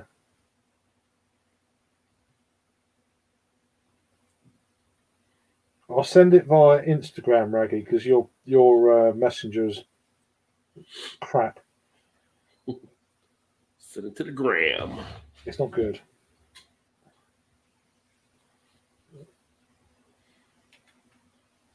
So there you go. It's sent. You ain't acknowledging it, are you? You're going on about something else now. It's going to this beetroot red vegetable after he's taken. So do we have the sugar beet? Red vegetable. Yeah. I'm not a beet person. I never eat beets, so I don't know. He's going to know because he's Come on and share the expertise. Green fingers. I'm not making sense, Raggy. You're gonna have to join so you can explain yourself. I thought sugar beets are red too, though, right? I mean, all the beets I've seen were kind of red. Yeah, beetroot is a red vegetable. Yeah. Yeah. Sugar beet, I don't know what that is. Maybe that's what we have that we just call beet. Yeah. But Raggy's okay. Raggy's in bed. He could do like James, just come on camera from the bed. Yeah, I don't think that's possible. but no, fair enough. He's got 11.5% beer in bed. This is a nightcap. I'd fall asleep before I drunk it all. I would. I'd be like, wake up in the morning. It's like, fucking hell. I guess it's a homebrew though. Yeah. That homebrew he done. That's not too bad, but I still wouldn't want to waste beer. I've done that before. Woken up with like a beer next to me. What'd you open that for, you dick? You know what I mean? What did you do that for? And then you fall asleep and. We got with beer and cold pizza. I can't pizza. I'm all right with, but warm beer and cold pizza. Yeah, but drinking the beer and it starts to turn. It's like, nah, not really. Nice heat. Yeah. I'm 50-50 if I'm coming up for the festival as well, Raggy. I'm not sure. I mean, it's going to cost me quite a bit of money in hotel and stuff. So it's like, so that's kind of put me off a little bit. It's not so much the price of the ticket, although I think there's not many tickets left. But yeah, I don't know. I'd like to come up, but I'd also want to go to a load of pubs in Nottingham as well. So as good as the festival's going to be, there's a lot of places I want to go. Right. Yeah, I need to go to a festival at some point here. Have you not been to one for a while? No, because we moved before we did the one in Cincinnati. So the big one I usually go to, that just happened a few weeks ago. 400 plus beers. I was not there. It's like, right. I'll find something here. The festival I went to last weekend or Easter weekend was, I think it was about 120 beers, cask beers. Mm-hmm. About 10 keg beers, and they had about 58 ciders. Wow. And then had some bottled bits and bats. But I was all for the cask stuff. I think I tried probably a dozen different cask beers that I wanted to try. I plotted the whole beer list out on Untapped and then just went through it all. Yeah. You got to have a plan when you go to a beer festival. You know, score-wise and stuff. And then there's also other stuff I've wanted to try against some of the more hype kind of car stuff, or it's got fairly good ratings. I don't always go by ratings, but it does make you, when you get a beer that's pushing 4 out of 5 in a cask beer, that's ridiculously high. Mm-hmm. Very rarely you get a cask beer that's over a 4. No. So anything between like a 3.5 and a 4 cask wise is pretty. That's usually a pretty good score. Yeah. Pretty. I mean, it's not always the case. Sometimes you don't like them, but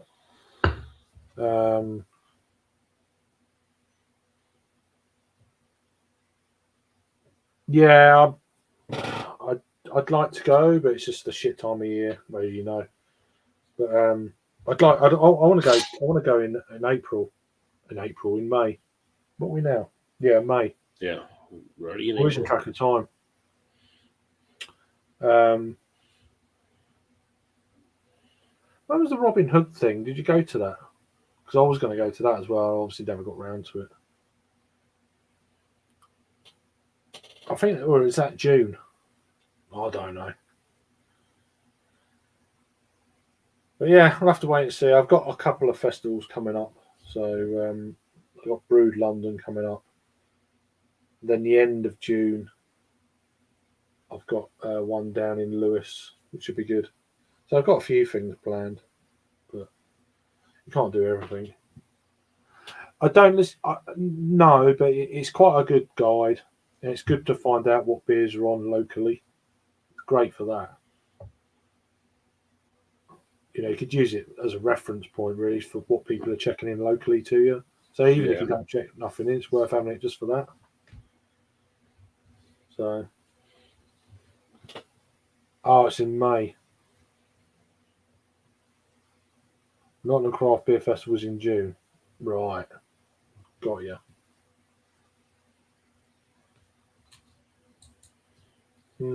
Yeah, June's pretty tricky.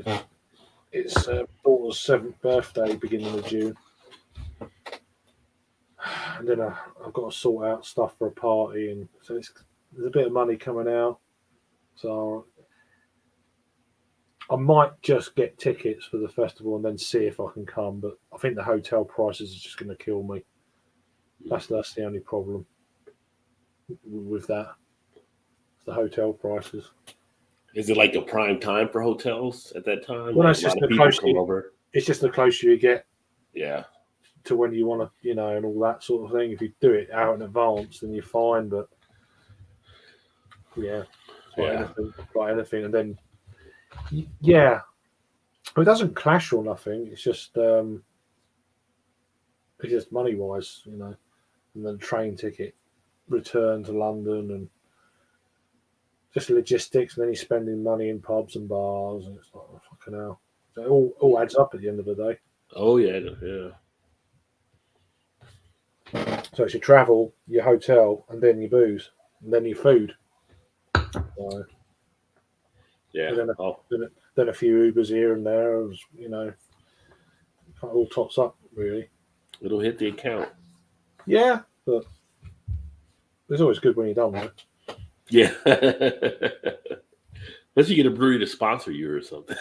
Yeah, right. Yeah, it doesn't work. That shit don't work.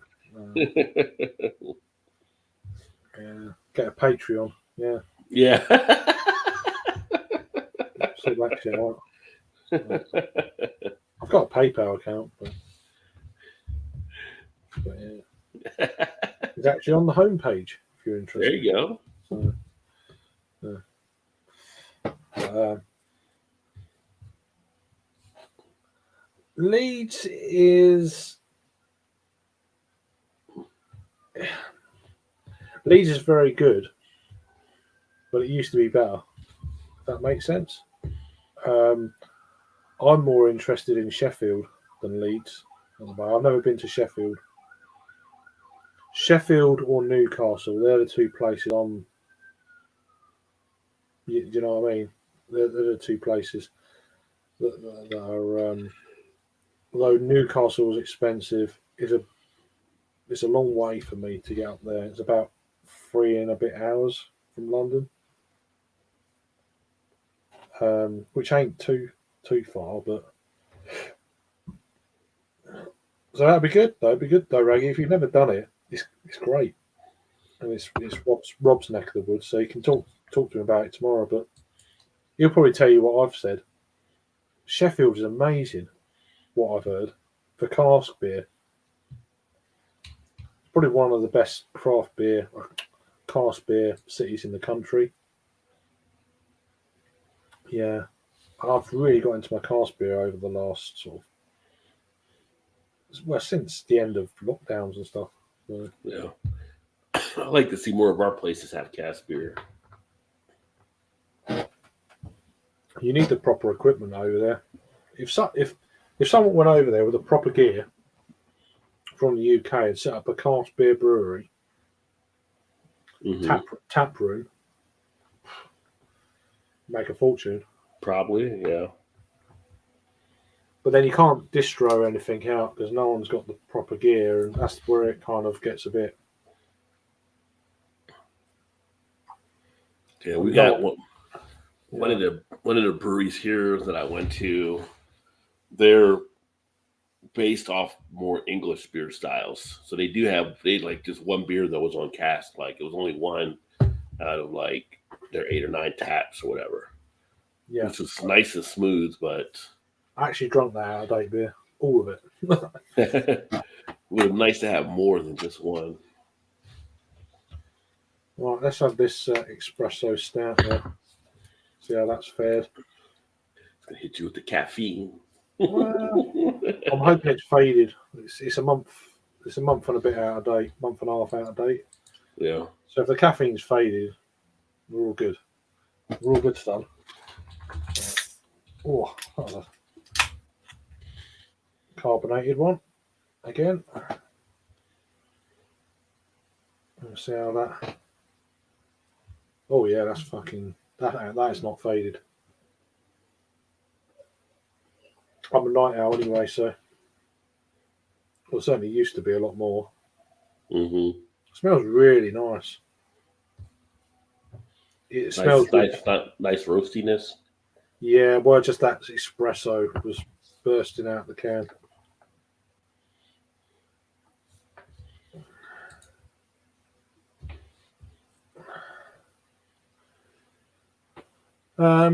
I don't mind out of date. Oh well, you're not. It's just I don't like if I'm doing a review. I find it a bit. I can't do a review of an out of date beer and then give it a rating. Yeah. It's just not fair. Yeah, I don't think it's fair to the brewery. Yeah, that's Jet Black, but roastiness on that. That's pure double shot espresso. Ooh. Which I'm surprised. I thought it might have faded, but nah. I'm gonna be awake for a while now. I'm fine with that though.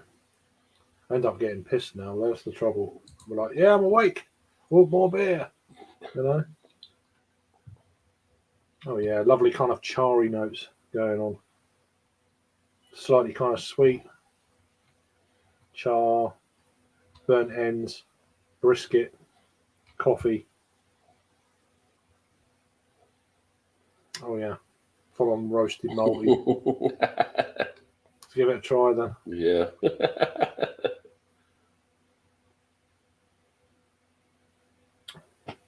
Oh fuck yeah.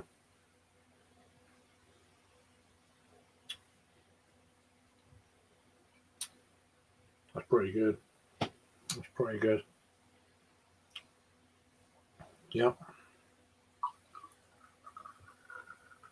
I love pouring it and it just reinvigorates the top of the beer when you get aggressive with it. Yeah.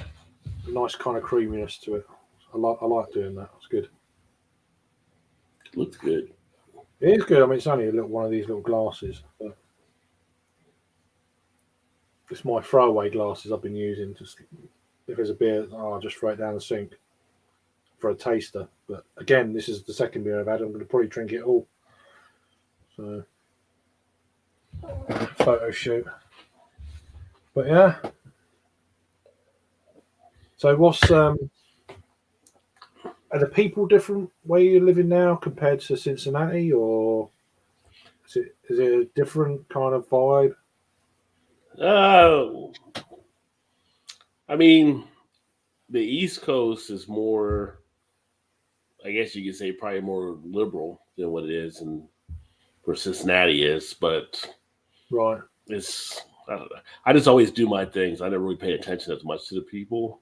But I will say, like here, like people were definitely more accepting of the whole mask thing than like in other parts that I've been in and out in Cincinnati. Like everybody pretty much wears a mask with no complaints or no problems. And but it's when I first got here, like people were driving in the cars with their mask on. By themselves. They still had their mask on. It's like you don't need a mask on in your own car. You just drive.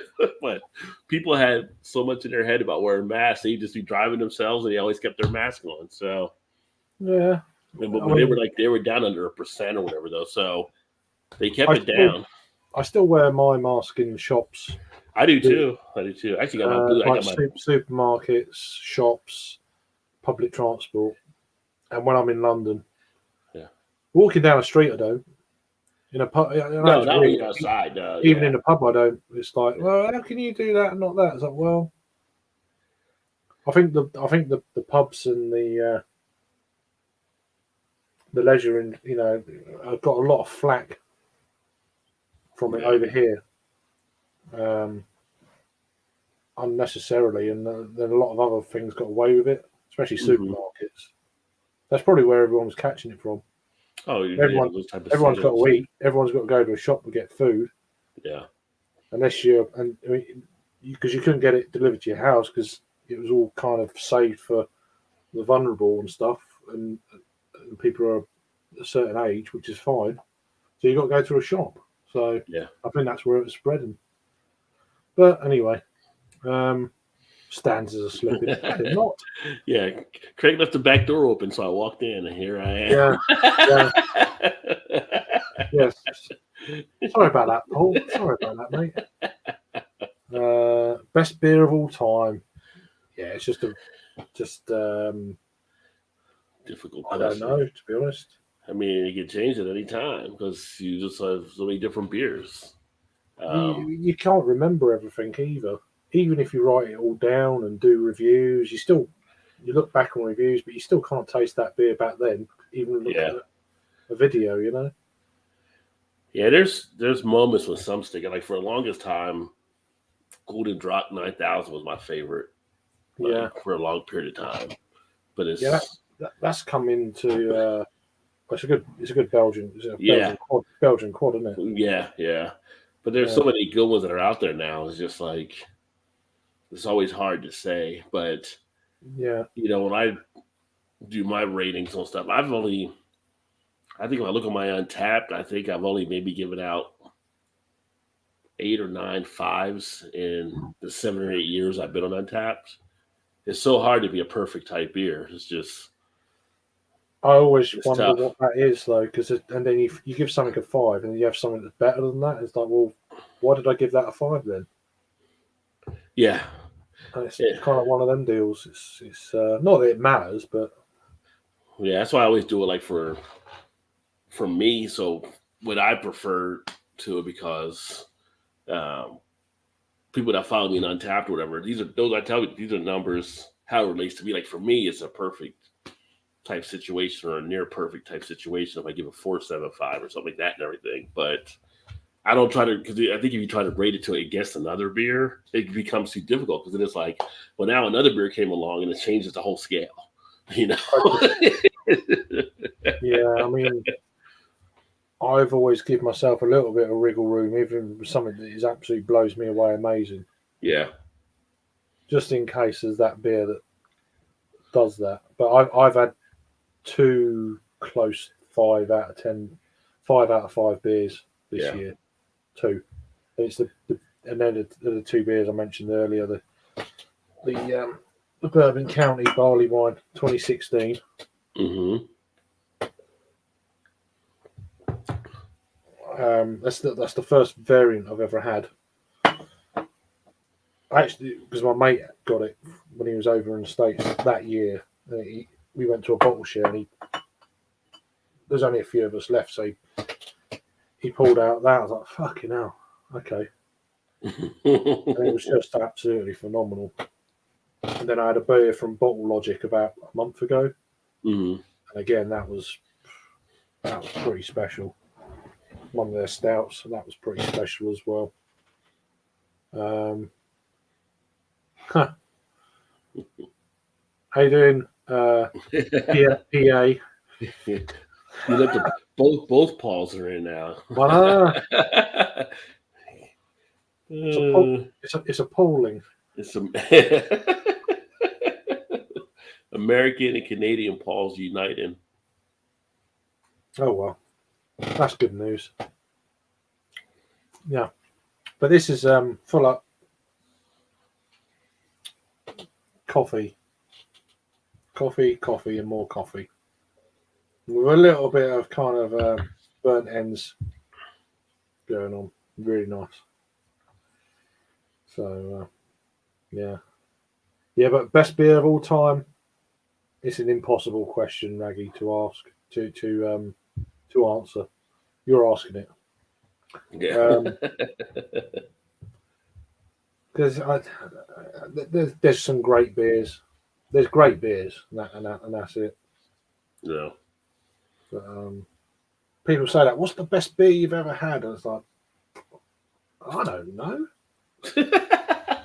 I always get like, what's your favorite beer? It's like, What's the best steak you've ever had? Or what's the whatever? It's just don't know. What's the best cup of tea you've ever had? Not the Americans, but yeah. It's like asking a parent which kid is your favorite, right? So, oh yeah. Although some parents would have a favorite. I've got a favorite. Yeah. Yeah. No, it's just it's weird, but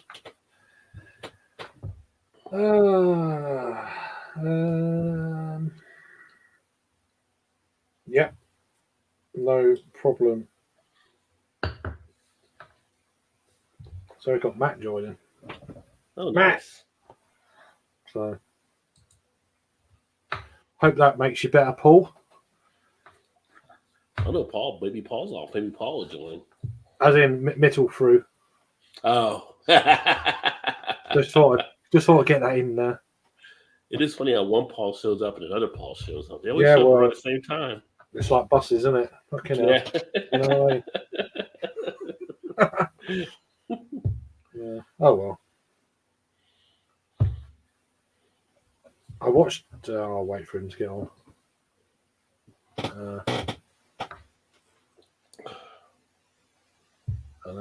This is a really damn good. Not a crazy ABV. It's 5.8. Nothing. Nothing too crazy. Blimey, it's just full on. Not too thin or anything. I'm asking for PA Brew. Medium body. Yeah. A bit thin.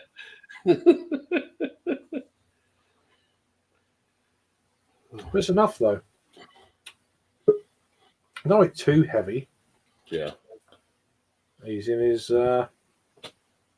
new place. What's up, Matt? How you doing? All good. Put up new walls, set up a new location. Yeah. Yeah, I saw. Let me just turn your volume up a little bit. That's the old lady put him in a doghouse.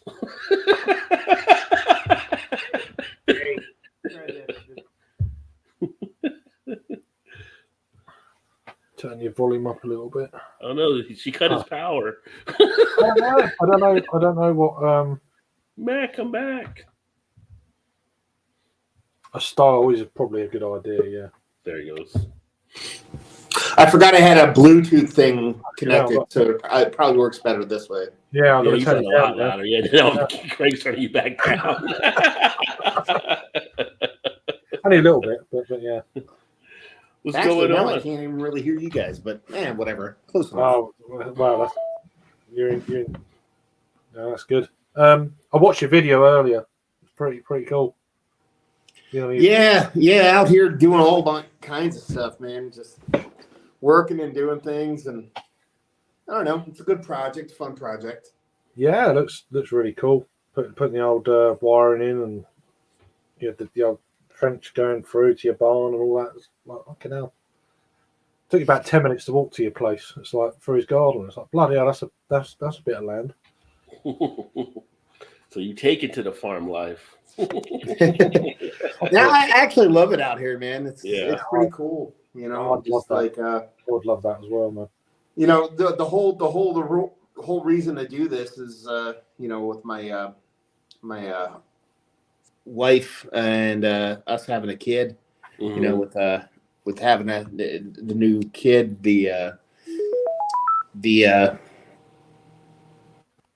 What was for that? him is that my studio will have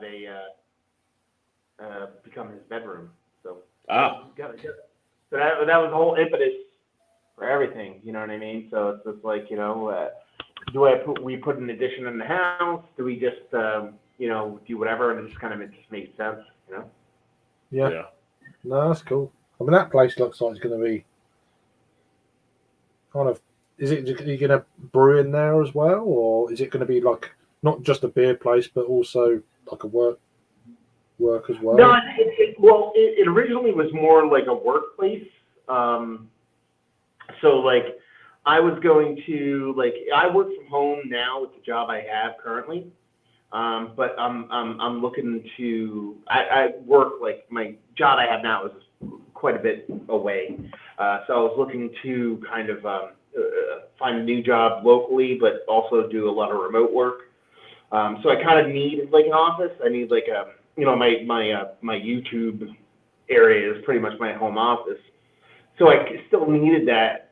And then once I kind of at first we had this big barn pretty much out that way, and I was like, maybe I'll just build like a room in the barn and do it there. But the barn's a barn, like there's chickens in there and goats and shit. I don't know, live in there.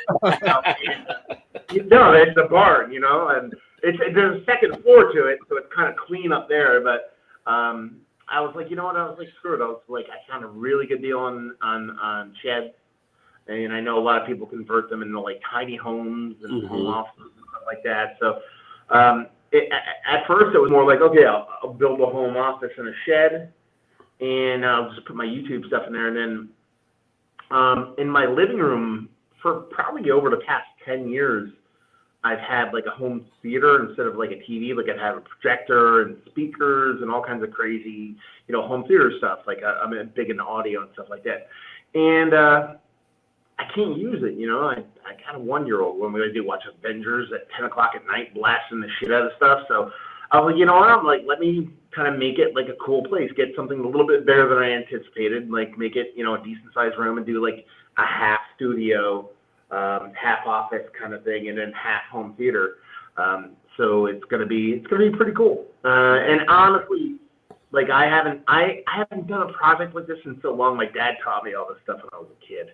My dad was he was a jack of all trades and master of all kind of guy, and taught me a lot of different things. And it was weirdly enough, I haven't used them. He taught me all this stuff when I was a teenager, 15, 16, 17 years old, and 46 now. So you're talking about 30 years ago. And I was like, you know what? Let me just try to do all this myself. And I'm super surprised how much I remember. And how not easy it is. It's not easy, but how fun it is. So yeah. So you've got battens there, and you've got the wiring. Are you going to insulate that part before you put like the gyprock on? Oh yeah. Like if you look over there, that's all the insulation over there. Yeah. In the corner. There's all the plywood. I bought all that today. Not plywood, sheetrock. So I'm going to put all the installations there. Up there, like this wall over here is going to be like my home theater with my projector screen. Above that's going to be like a split AC system, which is like it's basically a heater and air conditioning will go up there. And then back here will be like all my music equipment. And there's a little loft up here to where I can put like storage, but I'm going to get like a little sleeping space in case you have guests. And then basically like this is like my corner desk where everything's going to be like my YouTube stuff. There's like a L-shaped desk I'm going to put here and do nice. That's really cool. Yeah. No, I used to. My dad's a carpenter, and I done quite a bit of joinery back in the day, and done a lot of that kind of stuff. Although that's more carpentry than anything else. That is. Just your basics. Yeah, I'm not a carpenter. I am not a professional in any of that stuff, but I'm comfortable with it. I'm lucky that my wife's father, who passed away several years ago, but he was right before he passed away, he kind of went all in on woodworking. So like 50 feet away, I have every tool you could possibly imagine. Like I have a table saw the size of a car. You know what I mean? Like I have miter saws. It's not like I'm like, oh, I need to do this. Okay, now I need to go buy something. But proper old school machinery type thing. Yeah, like everything's available to me, so it makes it much easier. Honestly, the biggest thing for me is electrical. That's the thing I'm not comfortable with. I'm not. It's just scares me, to be perfectly honest with you. Yeah. The cabling I'm running, like, because I'm putting in like super high level electrical in here, just like each it's 4K. It's actually 4 strings of wire, and each wire is bigger than like your pinky finger, and like that's how thick and it is. I'm lucky to have several people that are like union electricians that'll, like, I'm doing all the work myself, but I'll have them come over and just look at everything and be like, okay, yeah, you're not gonna kill yourself. No, it's always good to know. It's always good to know a Sparky. That's what we call them, Sparky. Yeah. Yeah. Oh yeah. Yeah. No, it's good.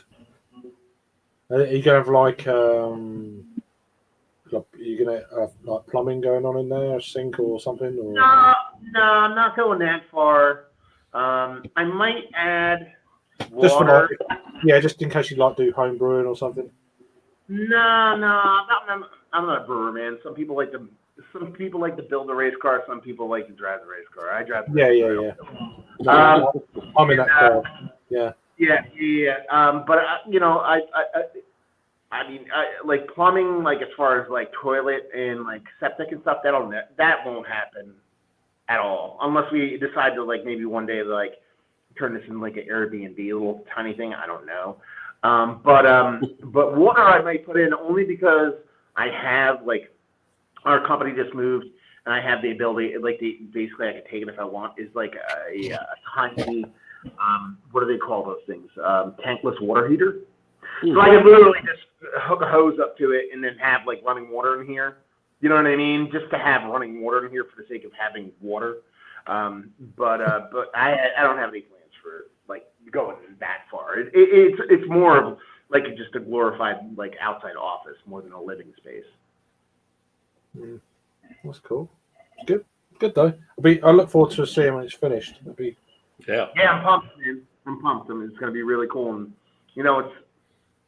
my kid, having a 1-year-old, and just having he's getting to the point where he's getting a little bit older, and just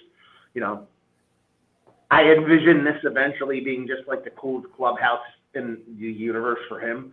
So, when he gets to the point where he's like, 10, 11, 12, I'm probably, I'm out of here. I'm not working that much anymore. Maybe I have a home, and then he has the coolest shit in the universe. Like kids are like, you have the coolest sport in history. So that should be pretty cool. And then you'll be back in the house doing reviews again. Yeah. I'll be in my old dad recliner. I'm like, get me a beer, son. Yeah, right.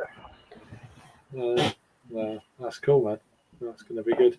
We'll get it done before the winter. Is that your aim? To get this done before winter? Yeah.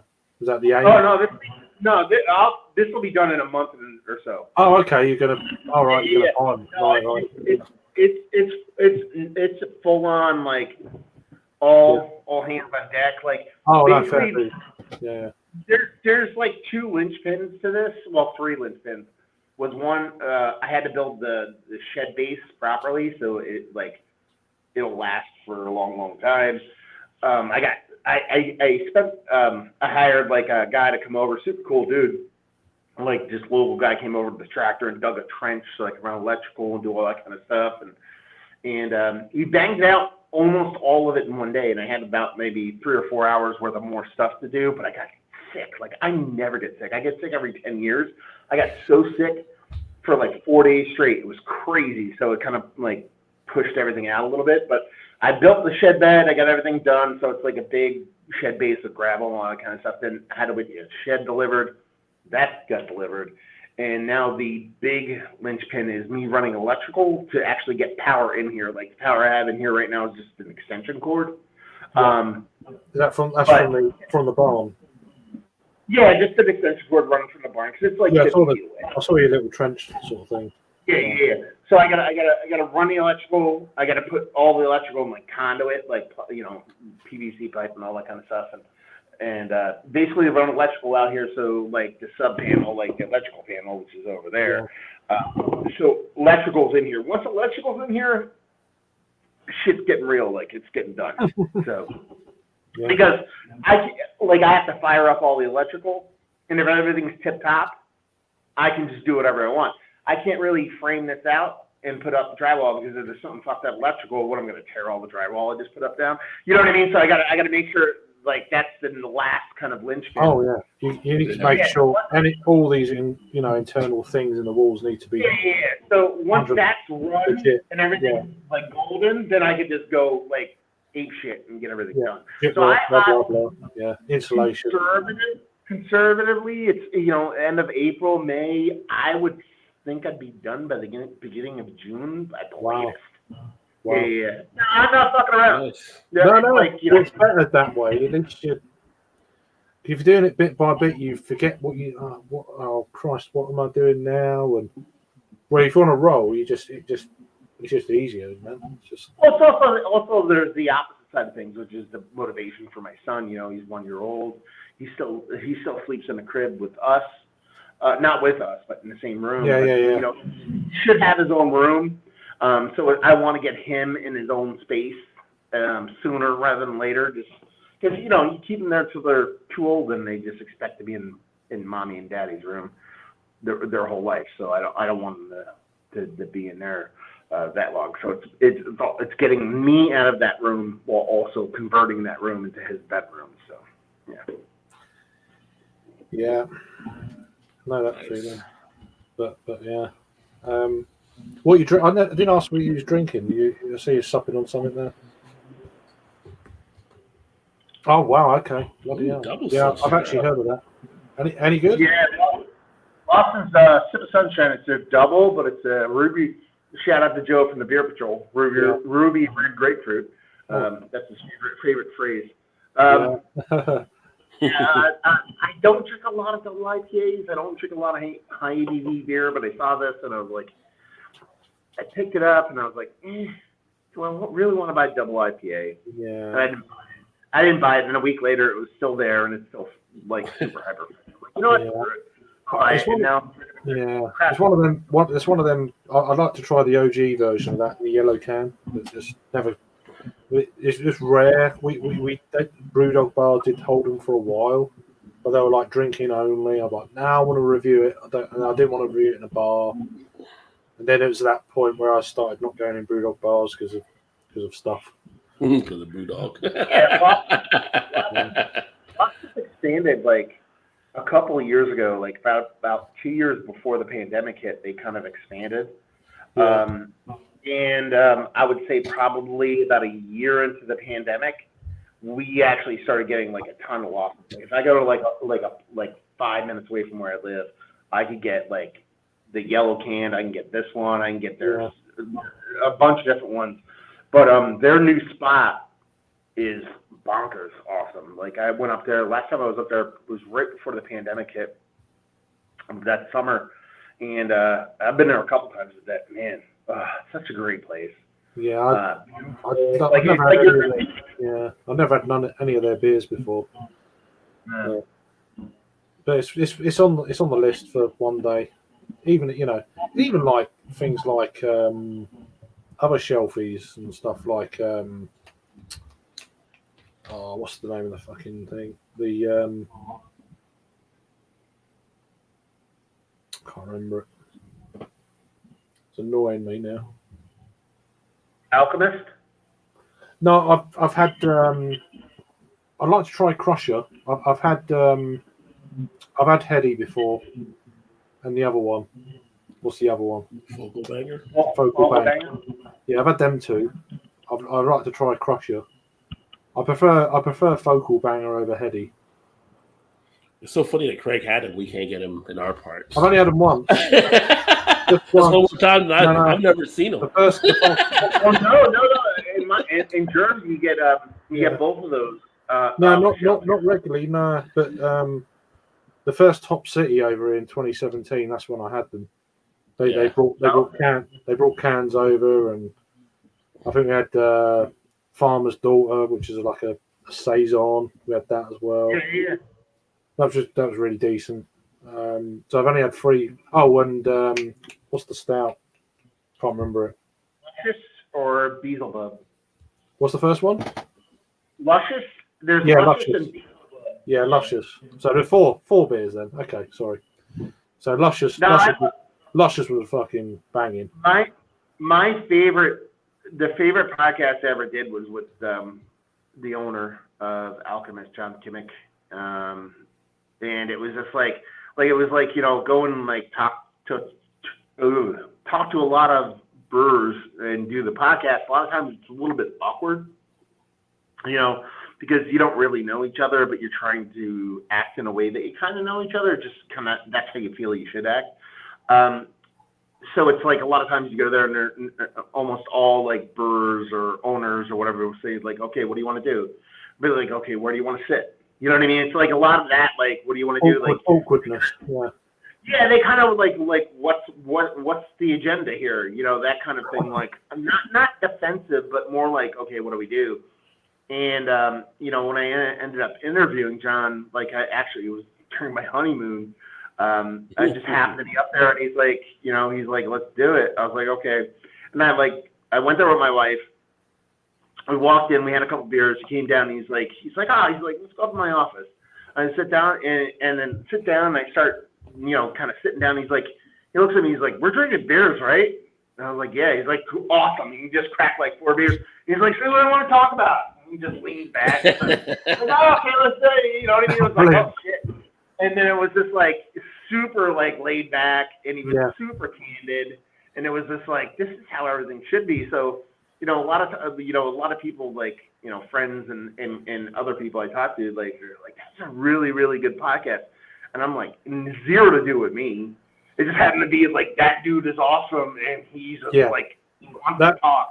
That helps. I mean, it's just like, like, but that settles you down, and you get into the swing, and it works.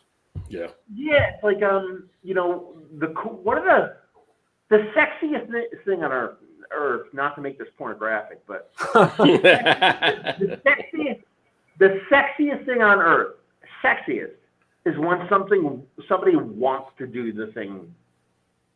You know what I mean? So think about it like sexually, whether it be fellatio or sex or whatever. Like, that's awesome. You know, bad pizza is still awesome, but good pizza is because that pizza wants to be awesome. So like, if someone's like trying to pleasure you, it's not the fact that they're trying to; they want to. Like, it's the thing they want to do most, make you the happiest. That's what makes things the best. So like, when you go to whether it be sex, whether it be about it, that person wants to talk. That person wants to give. The pizza with a hole. The pizza with a hole in it. Yeah. You saying nothing beats a giver. Not even a giver, because there's givers who don't want to do it, but they're just like, I'm a giver. This is what I do. It's the giver who's like, I love giving, and all I give a shit about is giving, and this is the best. Yeah. Yeah, I know. I know what you're saying. Yeah. Absolutely, but no, it's and that's what I'm. Are we on Pornhub now, or are we? I'm just saying, be careful, because PA Brew News is still lurking, probably. So, but no, it's that's what I'm doing. I'm doing more. Well, he's a giver for sure. Yeah, he's a giver whether you want it or not. He's giving it to you. You don't have a choice. No choice. He's the Amanda Heard of beer tube. But no, and that's what I'm doing at the moment. I'm trying to do more vlogs and stuff, and just get that confidence level to a degree. And then I'm going to start trying to see if any brewers want to do a vlog kind of thing and just chill and shoot the shit. That's what I want to do. Just because I'm sure you could pull it off. It'd be good fun. Yeah, it'd be good fun. Maybe get a bit more equipment and stuff, but yeah. I think most people, you know, it doesn't matter whether it's beer. No. People want to have good conversations with good people. You know what I mean? So if if you're genuinely interested in similar things and you vibe, and as far as moral and ethical core, it's not like nothing even really stressed about. It's like, I'm gonna go talk to this person. We're gonna have fun. Just will happen. I'm gonna hit the record button before it happens. Yeah. But then also with that, not everyone wants to be on camera, so the whole podcast thing kind of gives you that an extra chance of doing that. So yeah, I guess to a certain extent. I mean, my whole MO, because I like to record video too when I do a lot of podcasts and stuff like that. Is that like I always give the people I talk to final cut, you know, because I'm like I know I say stupid shit.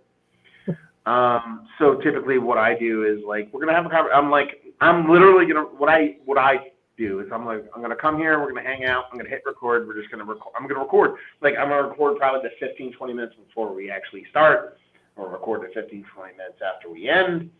We're just gonna record a podcast, and then I'll edit it and I'll send you a link, and then you can listen to it.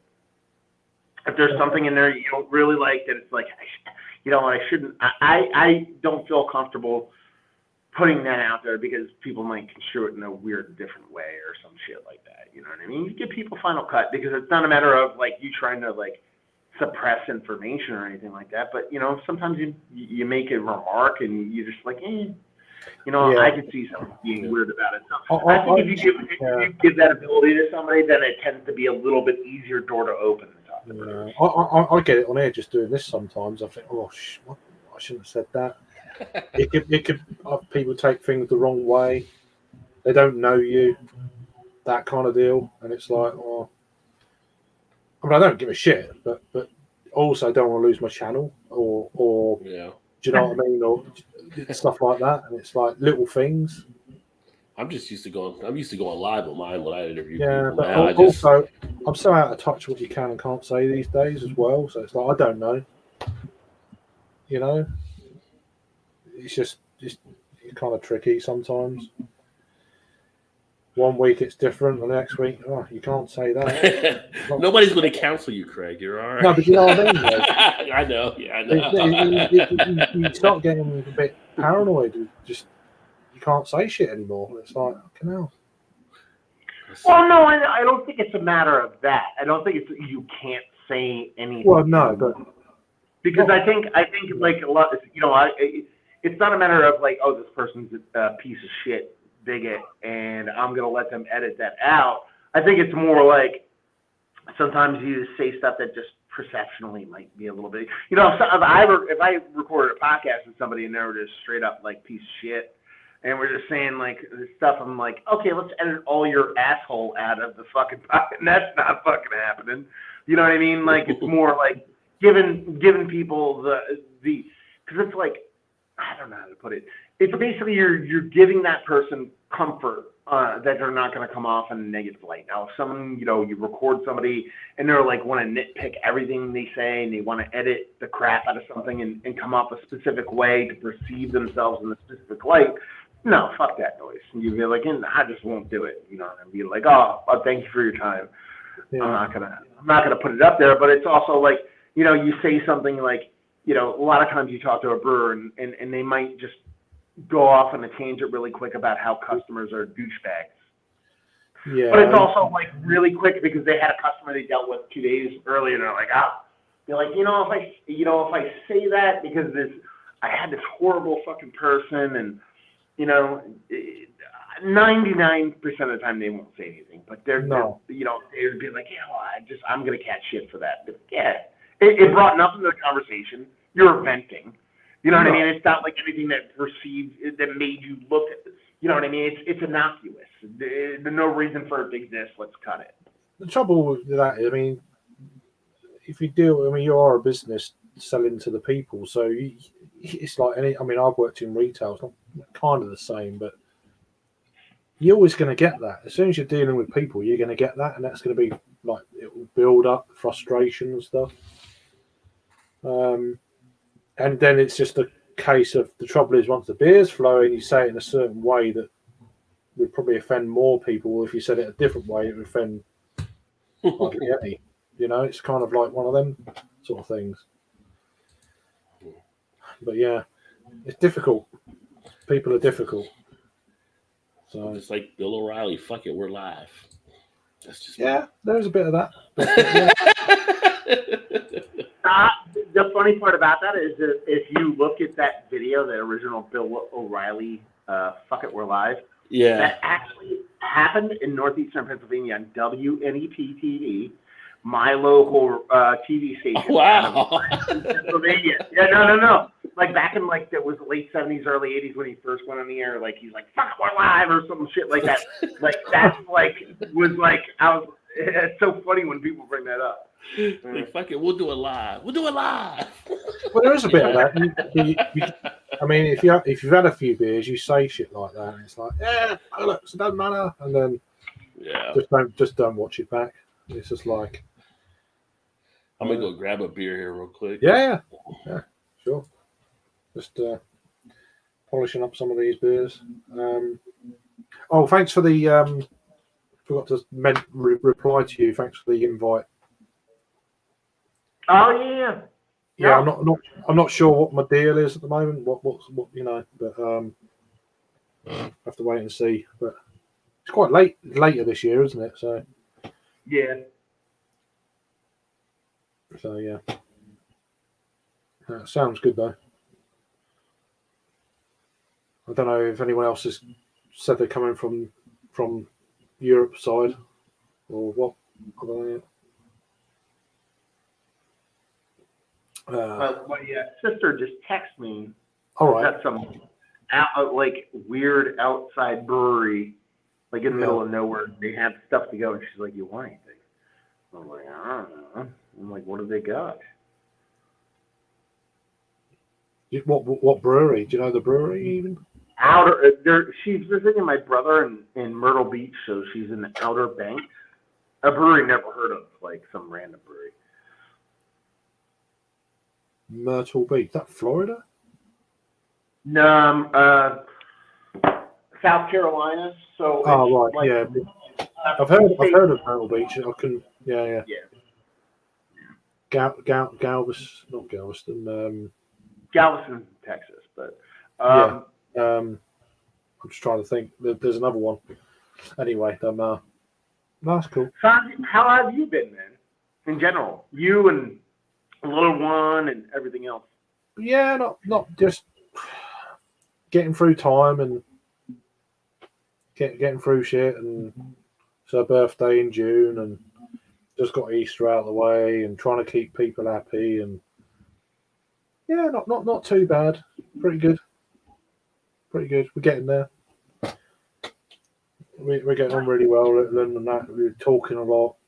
That's the main thing. I've been trying to keep her talking and engaged, opening up, and she's fine. She's doing well at school, and her reading is off the chain for her age, and yeah, she's doing really good. So I'm really happy about that. That's the main thing. And she's happy. She sees her friends a lot, sleepovers and stuff. So that's good. Yeah, keeping her busy and taking her out and just doing stuff you do. But yeah, no, I'm doing all right. Weekend. My sister just texted me back. She's like, I'm like, what do they have to go? She's like, just a lemongrass wheat ale. What the fuck? You know what I mean? Like, she's like at this brewery with all these things, and it was like, You're right. Yeah, well. Oh well. No, it should. We got loads of barrel-aged saisons and stuff. That's the one weird thing about like me taking my beer break.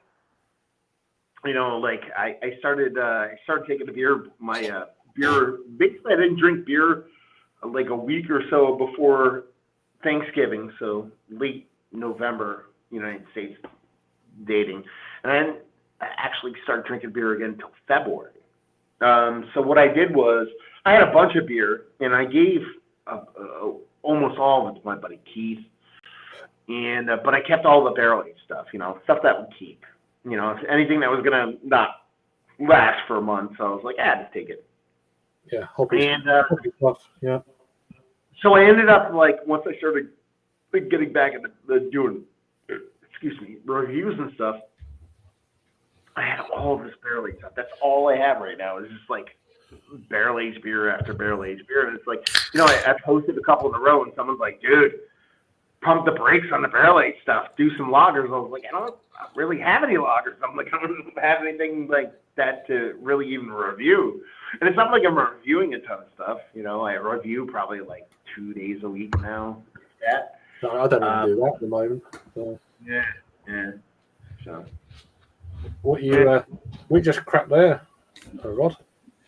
I actually grabbed one that I get down here in Maryland now. It is Elder Pine Brewing.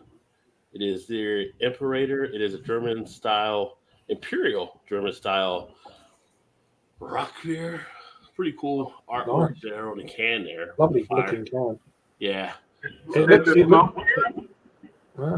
9.5% ABV.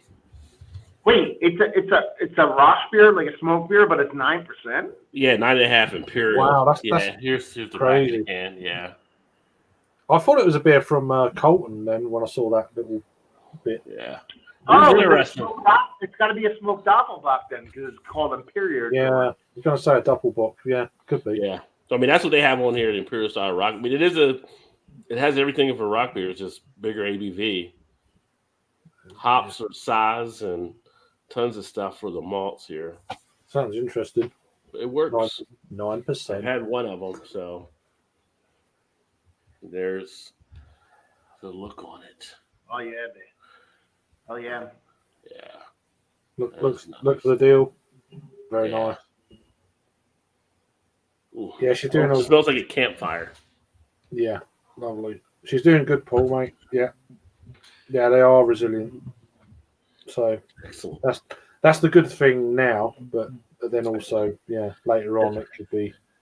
I drink this and it reminds me of Boy Scout days just because of going camping. He's just cracked something there. After you put the fire I out. actually reviewed this a day and a half ago. I had a cork on it. All right, Barely wee heavy. 12%. Nice. nice. Fucking hell, you guys are just. Rip it biggies. That's where we're going. You're on it early as well. But shit. I was going to grab one of the big stouts, but I was like, I gotta let it sit out for a bit if I do that. Yeah, So you don't want to get out too early, do you? Yeah. I got a triple IPA in there. I could have drank too. Oh, there you go.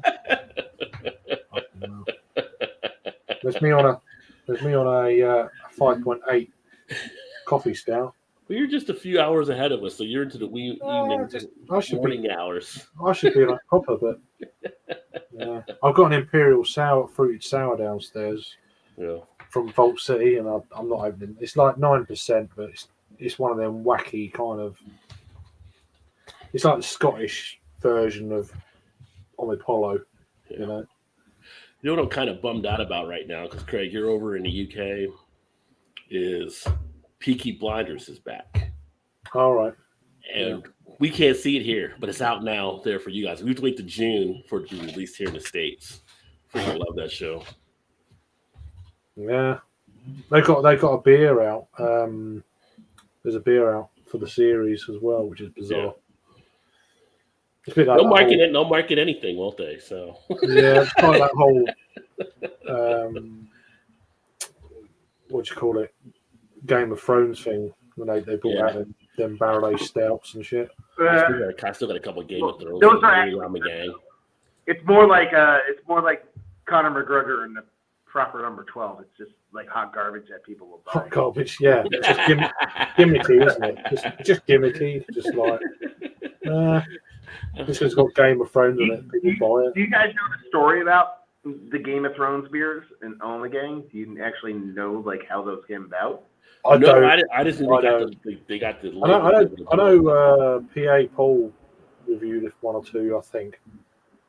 Well, no, the actual the reason why On the Gang made Game of Thrones beers is because the showrunners, the people that control the show, they were at On the Gang, drinking beer, and ended up just hanging out and drinking beers and getting shitty, and the ownership was there, and they're like hanging out and drinking. They're like, wait, you're the Game of Thrones people, and they're like, yeah, we're just here to drink. And that's how it happened. It wasn't like it was like they were like Omegang's like, let's make a beer. They were just like getting shitty together in New York, and they were like, oh fuck it, let's make a beer. So that's how that ended up happening. And that be a really cool. It must have helped the brewery though, big time. Yes and no. I mean, like, the beers are great. Like, I actually think the beers are really, really good, but they're all Belgian. They're kind of like barley wine, high ABV, Belgian-based shit. It's not what people want to drink. You know what I mean? Like, that's the thing you have to realize. It's not like they made, like a Westeros hazy IPA. It was like a fucking, like, everything was like a blonde barley wine or like a fucking crazy current imperial stout. It was all these weird bonker stuff. So it was never like it did bring cachet to, Omegang. It wasn't like they were ever trying to make like this crazy beer that would take off. It's not like an Iron Maiden beer that's a Pilsner or some bullshit like that. Of course, I like those kind of beers. I'm all about brewery. I'm like that guy. Like, oh no, I love it. Yeah. Oh, I know what you're saying. Like for most people, they're like like coming back to the East Coast now in Baltimore. It's like, how many fucking shelves do we need hazy IPAs on here? Like, there's so many other styles. Like Cincinnati, we have so many different choices, and here it's just like half the store is hazy IPAs.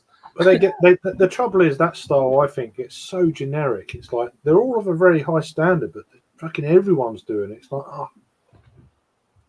it's just like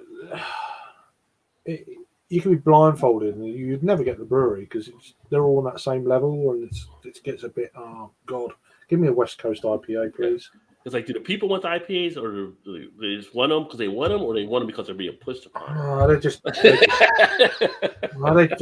They don't know any better. They don't know any other. Like, I just had a friend that I sent 4 beers to that were styles he's never had, and he's like, I'm going back to the store this weekend to buy other beers I've never tried because these were fantastic. Because he's always only had the other stuff that kind of gets pushed his way.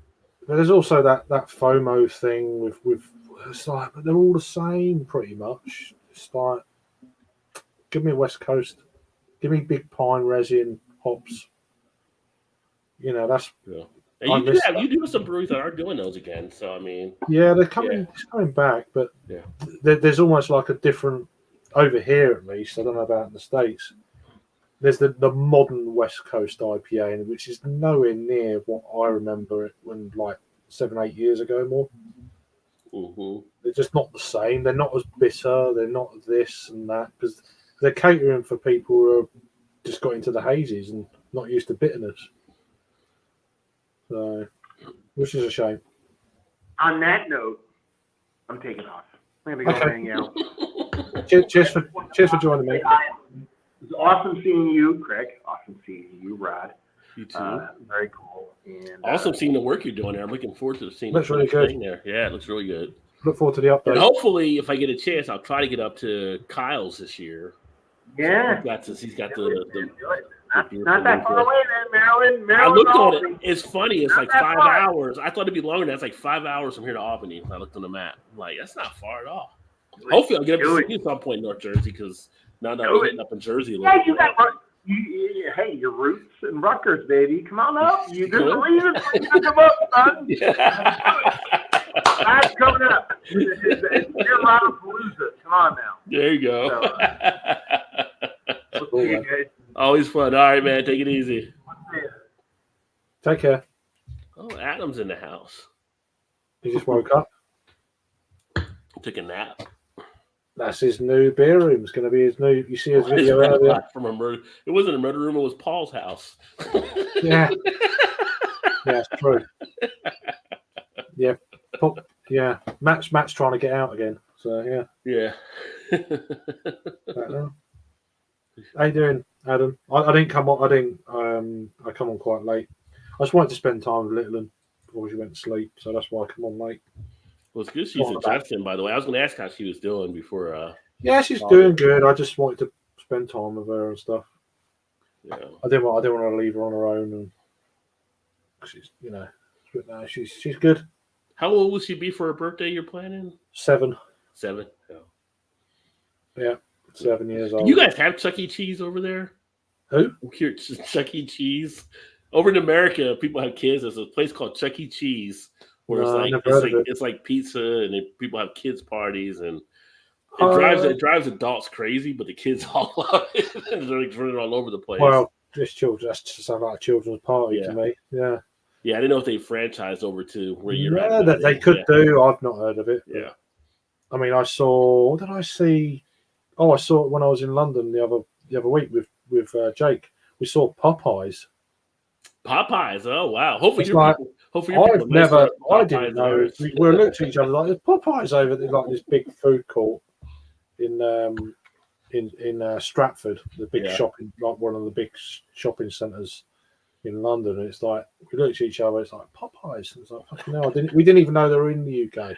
I wonder if they had some different stuff there though, because some of these places have different things. It was just like some of like the fast food places will have different foods for different areas. Like I'm like at your McDonald's there, do they do like a fish and chips or anything or anything like kind of unique to like England? There's not really kind of a big name fish and chip kind of place. It's mostly like Chippy down the road. Okay, like all independents. Okay. But I didn't know if they had something there. I know McDonald's in Japan, for instance, they do sushi in Japan. Yeah, I mean, there's a lot of what we call the OG McDonald's, which is the full menu. There's a lot we don't get on our menu that you get in the States. Yeah, that's probably to keep your guys healthier. You don't want some of the stuff that we get. Well, but then if you're doing it, you do it properly. That's the way I look at it. Yeah. But yeah, I mean, I'd love to see Wendy's over here. That'd be great. Oh, no Wendy's over there. No, well, they could be. I've never seen it, but that's the one I've always wanted to try. Obviously, what about KFC? You have KFC or yeah. KFC, yeah. Burger King, KFC, McDonald's. There's probably others. Oh, Five Guys, like Arby's and stuff like that. You get Five Guys. I've never been to the Five Great Guys. Five Guys could be decent. So Adam will get that. The Five Great Guys. Five Guys. Yeah, I'd like to try one of them one day, but yeah, but there's a fair few, but yeah, there's one or two. Like, why haven't we got that? Is Wimpy American? I don't even know. Is who? Wimpy? No, I've never heard of them. I don't know. I'm just guessing here. Yeah, but they used to be massive in the UK, and they're still around, but not as many. Yeah, it must be a British thing then. I don't know. Don't even know. I could look it up, but is Wimpy American? It's obviously not. Wimpy, yeah, I know Wimpy from Popeye cartoon.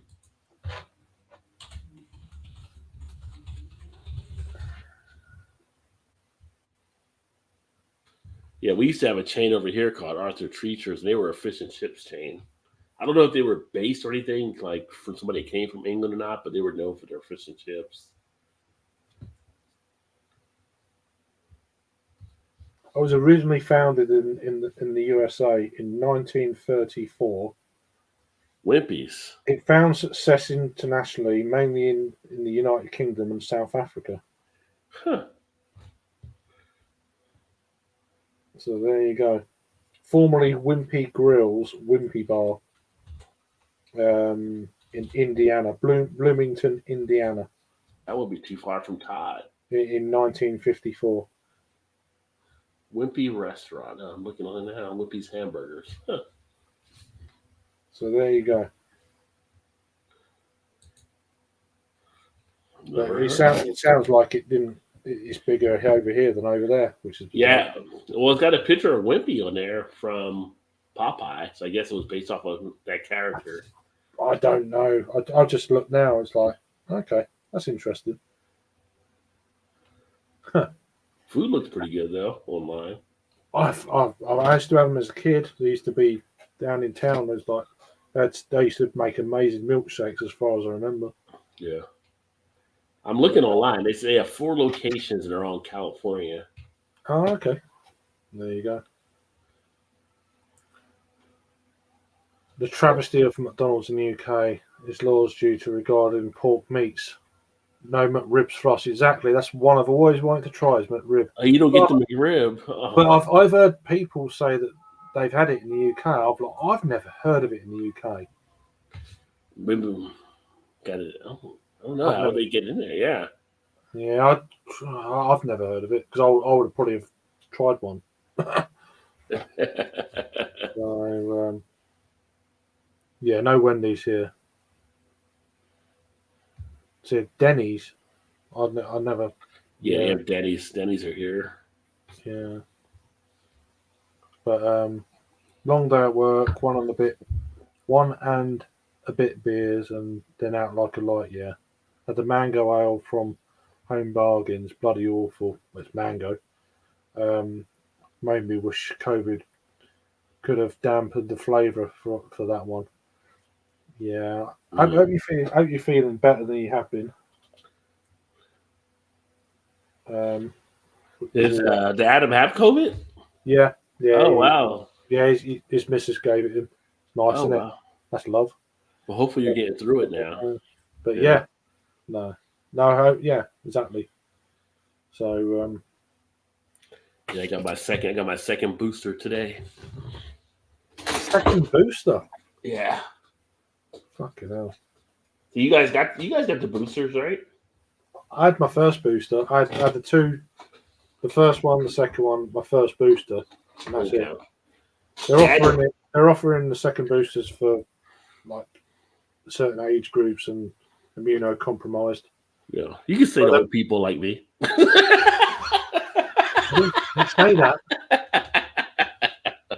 It's just 10 years. I know it's 10 years. Well, you know what I'm saying. But then, have you had COVID as well before? No, I've never gotten COVID. Right. So I mean, I had COVID in late January. Mm-hmm. So that acts as a booster straight away. So yeah, that's true. Yeah, that's the way I look at it. It's like I'd just rather get it now than get a booster. Did you lose your taste or smell, or no? It's just kind of like it's not a massive thing with the Omicron variants. Yeah. Well, even the other variant, I had a couple people that I knew that had it, and it was not much more than having a cold. They said, Yeah, well, yeah, but I had the original Omicron variant, which is the BA1. Mm-hmm. Then they had the BA2, and then there's a few more variants. There's a new one now that's more contagious. They're saying, but yeah. But it's still not. It's still within it's still Omicron. It's just little subgroups. So, which is the main thing. We don't want another complete crazy variant. No, it's just mutating some. Yeah. So, which is normal. But, mm-hmm. I mean, if it's highly transmissible, then the chances are it's going to be quite a bit lower in its kind of deadliness, if you know what I mean. like potency. Yeah. So going by what I've kind of researched is you can't. It's like one of them things. You can't have all the eggs in one basket. Mm-hmm. You can't have mass transmissibility and mass, potency at the same time. It's either one or the other. Right. So we've got the right one at the moment. Oh, right. Is that what it is? I guess it's this to the McRib thing. Yeah. Oh, really? That's interesting. Wait, but you guys do bacon in the microwave? That's awful. That's wrong. That's blasphemous. That's just terrible. That's just. What are you doing to the bacon? Come on. We got to fry that shit. You can't do that. That's terrible. That's me against the law to put bacon in. Bad for 2 days and just annoying cough. Actually, I didn't even have a cough. I had a headache for 4 days. I felt knackered. My legs ached like flu. I had a slight tightening in my chest for probably about 2 weeks after when I was doing any kind of physical like even just walking up the hill, coming back again. That was a bit tough, and then that faded, and I was all right. Yeah. Yeah. No, everyone will get it eventually. I've had it now, so I've had that, so that I'm happy for that. So I've got the memory T cells. That's the main thing. Not the antibodies, the T cells. They'll last years. So, which is the main one. So, yeah. Yeah, with the some of the masks being dropped. Though now we have some of our cities are requiring masks again. We're going back to mask mandates in some cities. Yeah, I heard that yesterday. Because of the rise of the variant. But yeah, I mean, people are just like, oh, I'm not wearing a mask, and all that. It's like, okay, it's only a mask. It's free. It's not really a big deal, but it's not. It's just a mask. People thinking it's their Braveheart moment. It's my human rights. It's my, and then they go into amendments. It's like, oh, fucking hell. No good. Amendments are no good when you're dead. Yeah. It's just, I just, well, whatever. I think masks are good. Nobody complains about people having bad breath anymore. So the masks have helped out there. Yeah, well, there is that. It's weird, isn't it? How things. It's just like, yeah. Oh, they had the plane thing, and now they're here in space. They're trying to appeal that now. The department to see how that's going to go. Oh, I'll wear a mask definitely on a plane. Yeah. You sat in there for hours, so. Yeah. Well, if you're on a plane, definitely don't piss off Mike Tyson doing stupid shit. Well, don't throw any bottles. You definitely don't throw a water bottle out. Yeah, you definitely don't. He's not Chris Rock. You can't just walk up on him like that. He's gonna fight back. Yeah, right. Yeah, I bet that wasn't a slap. No. Jesus Christ. Yeah. I'm glad you're okay though, Adam, mate. It's, yeah, definitely. Yeah, I mean, you never know. Everyone's different as well. You don't know how people are going to react. Well, it's your body too, like your DNA and stuff. Everyone's different. I mean, I've had tuberculosis, pneumonia in the past. I have friends that are like basically been going back and forth to doctors for months from like long haul type systems. You just don't know who's going to get affected. Yeah, I didn't want to get any of the earlier variants. That's why I was really careful and that kind of scared me a bit because I knew if I got it, I thought, because but them other variants are more down in your lungs. Mm-hmm. Omicron's more in your throat. It's higher up, which is one of the reasons why there's not as many people. Yeah, like me on like ventilators and stuff because it's higher up. It's not lower down. So, but yeah. Well, hopefully everyone, come out of it in the next sort of year or so, like completely. Hopefully. Yeah. But, I think I've only known one person that died from it. That was my neighbor's father. He was older. He got it in a nursing home. And, that was sad because that's when it first came out, and they couldn't even see it. So he got it like in February or whatever that first year when it came out. Oh, it was bad. They never saw him again until June at the funeral because they weren't allowed to go into the nursing home. So he would basically go through it all himself. So, well, it ripped through all of our nursing homes over here. It just literally, it was. I know people who work in nursing homes. Is like some days where 3 people died a day, and it's like fucking hell. Yeah, you know what I mean? It's like, but then half of them. Because they were trying to make room in hospitals and stuff. Mm-hmm. They discharged them from hospital, and of course, unknowingly, they had COVID. Went to the nursing home, spread it all around, and then wiped out 3/4 of people who were in there. Yeah, that had to weigh on the mentality of a lot of those workers. Yeah, but that was in every nursing home. It's like one person comes back from hospitals because they're trying to clear space in the hospitals, and just. They didn't know at the time, but craziness, crazy. There you go.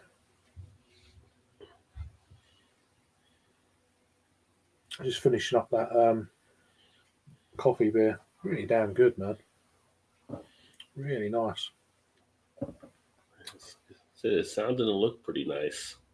Yeah, it's one of them beers. Just I'm gonna be awake for a while, but it is what it is. I didn't think it'd be that strong in the coffee. To be fair, I thought it might have faded. I said I've had the beer for a year. Which actually says what type of coffee in it. That's the trouble with some of these beers. They don't tell you.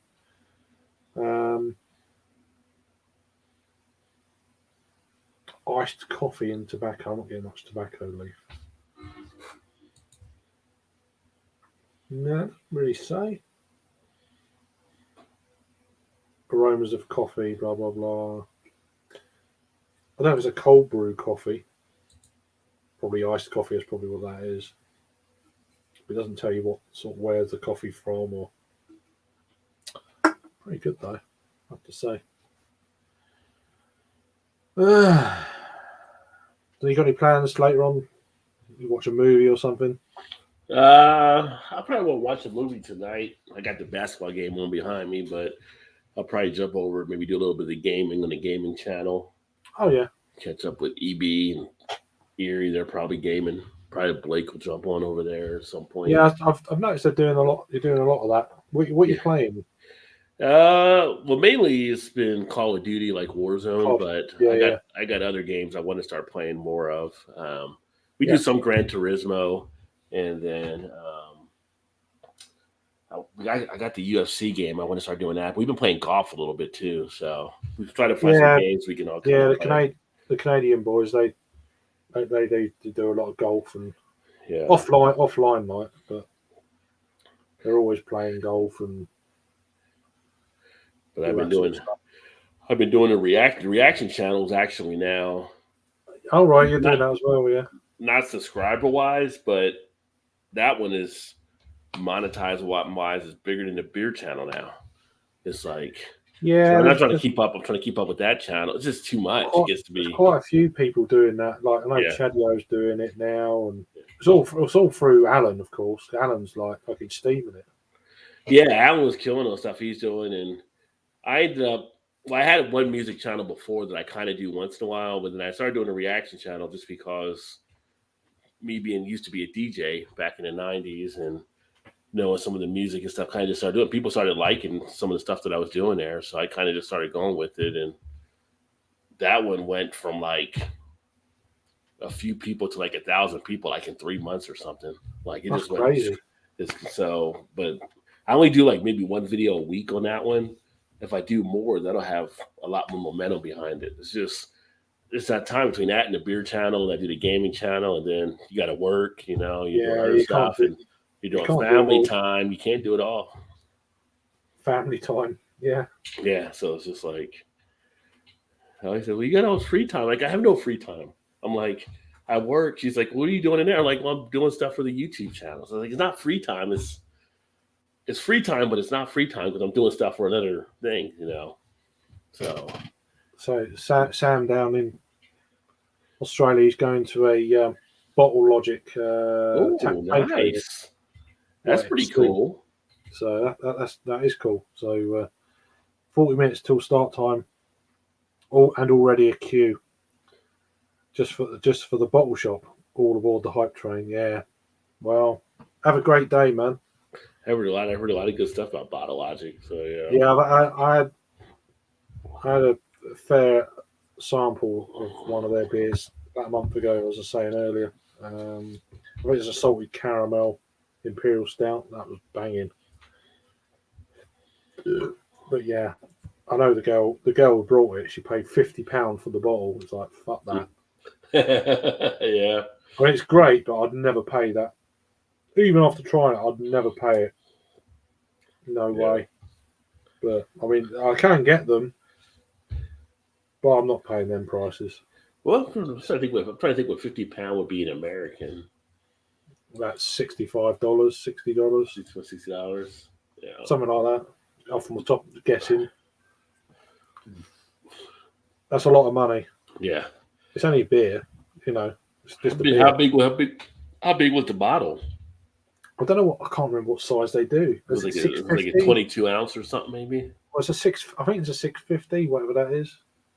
Like bomber. 19.2 ounce, maybe. Yeah, I don't know if it's a bomber. I think it was a 650. 650. I don't know. You have to look it up. What size bottles are Bottle Logic? I don't know. Let me see here. Oh, that's 21.9 ounces. So that's like a bomber. Yeah, that's what I Yeah, thought. 20. Yeah. But that's like Rogue. Rogue does the bombers. But yeah, I had some bombers back when I first started reviewing from. What's Victory at Sea? Who done that? That's Ballast Point. Ballast Point. Yeah, I had a beer from them.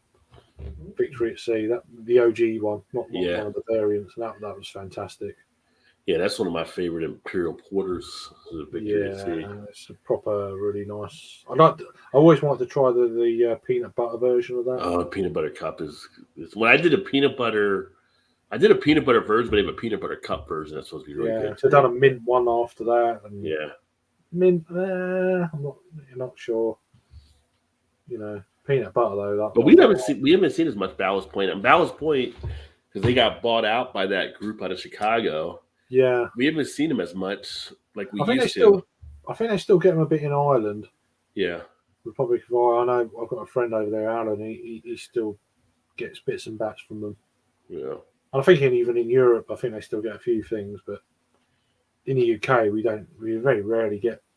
Yeah, I mean, with them, it was kind of like their Sculpin was pretty good for an IPA. Sculpin, yeah. I remember I reviewed a can of that years ago. Yeah, I wondered what the hell that was. It was amazing. And then they had a couple other ones, but then it was really the Victory at Sea series was huge. Yeah, for a lot of people. So yeah. They did a few misses that were just like, Their habanero Sculpin, it was just like, I got that one time, and it was just like the pepper level. I love peppers. It was just too high. It was just, you were scratching your throat every time you take a drink of it. So, I mean, some people would like that. They like it real spicy, but I can see a lot of people get turned off by it. It was just, it wasn't balanced as well as it could have been. I think subtleness with that kind of beer is fine, but if it's just all one dimensional, then it's like, it's like cooking, isn't it? It's like having a hot curry. It's like, what's the point? It's going to blow your bloody mouth off. What's the point? Right. There's nothing to balance it against it. You might as well just eat a chili pepper, or whatever. Mm-hmm. It's just like, if you're eating, you want everything. You want a bit of that, you're greedy. You want everything. What's the point of putting all that other stuff in if you just got that? Yeah. And it's one of the reasons it's kind of same thing with Tonka beans in beer. I know you don't get them in the States, but it just overpowers everything else. It's like, I'm not sure I like that, really. It's kind of one of them. Anyway, I'm gonna call it a night, and my friend. It was great catching up with you, though. Yeah, it's been a nice little chat, and catching up with bit of the chat there, and Sam and Adam and a few others, a couple of Paul characters in the chat, and quite a few others. So appreciate it, and Matt for joining as well earlier. It's good to catch up with Matt as well. I need to get you over to the channel. I would do like a UK edition, so I'll get you and get Raggy and get Dean, everybody all together and stuff, and have some fun. I mean, Raggy prefers kind of one-on-one kind of deals, but he doesn't like it when it's loads of people, which is fine. I get that. But Raggy's a great character and a really nice guy. So definitely check out, if you're watching this after, then the people in the chat, they've all got their channels and stuff.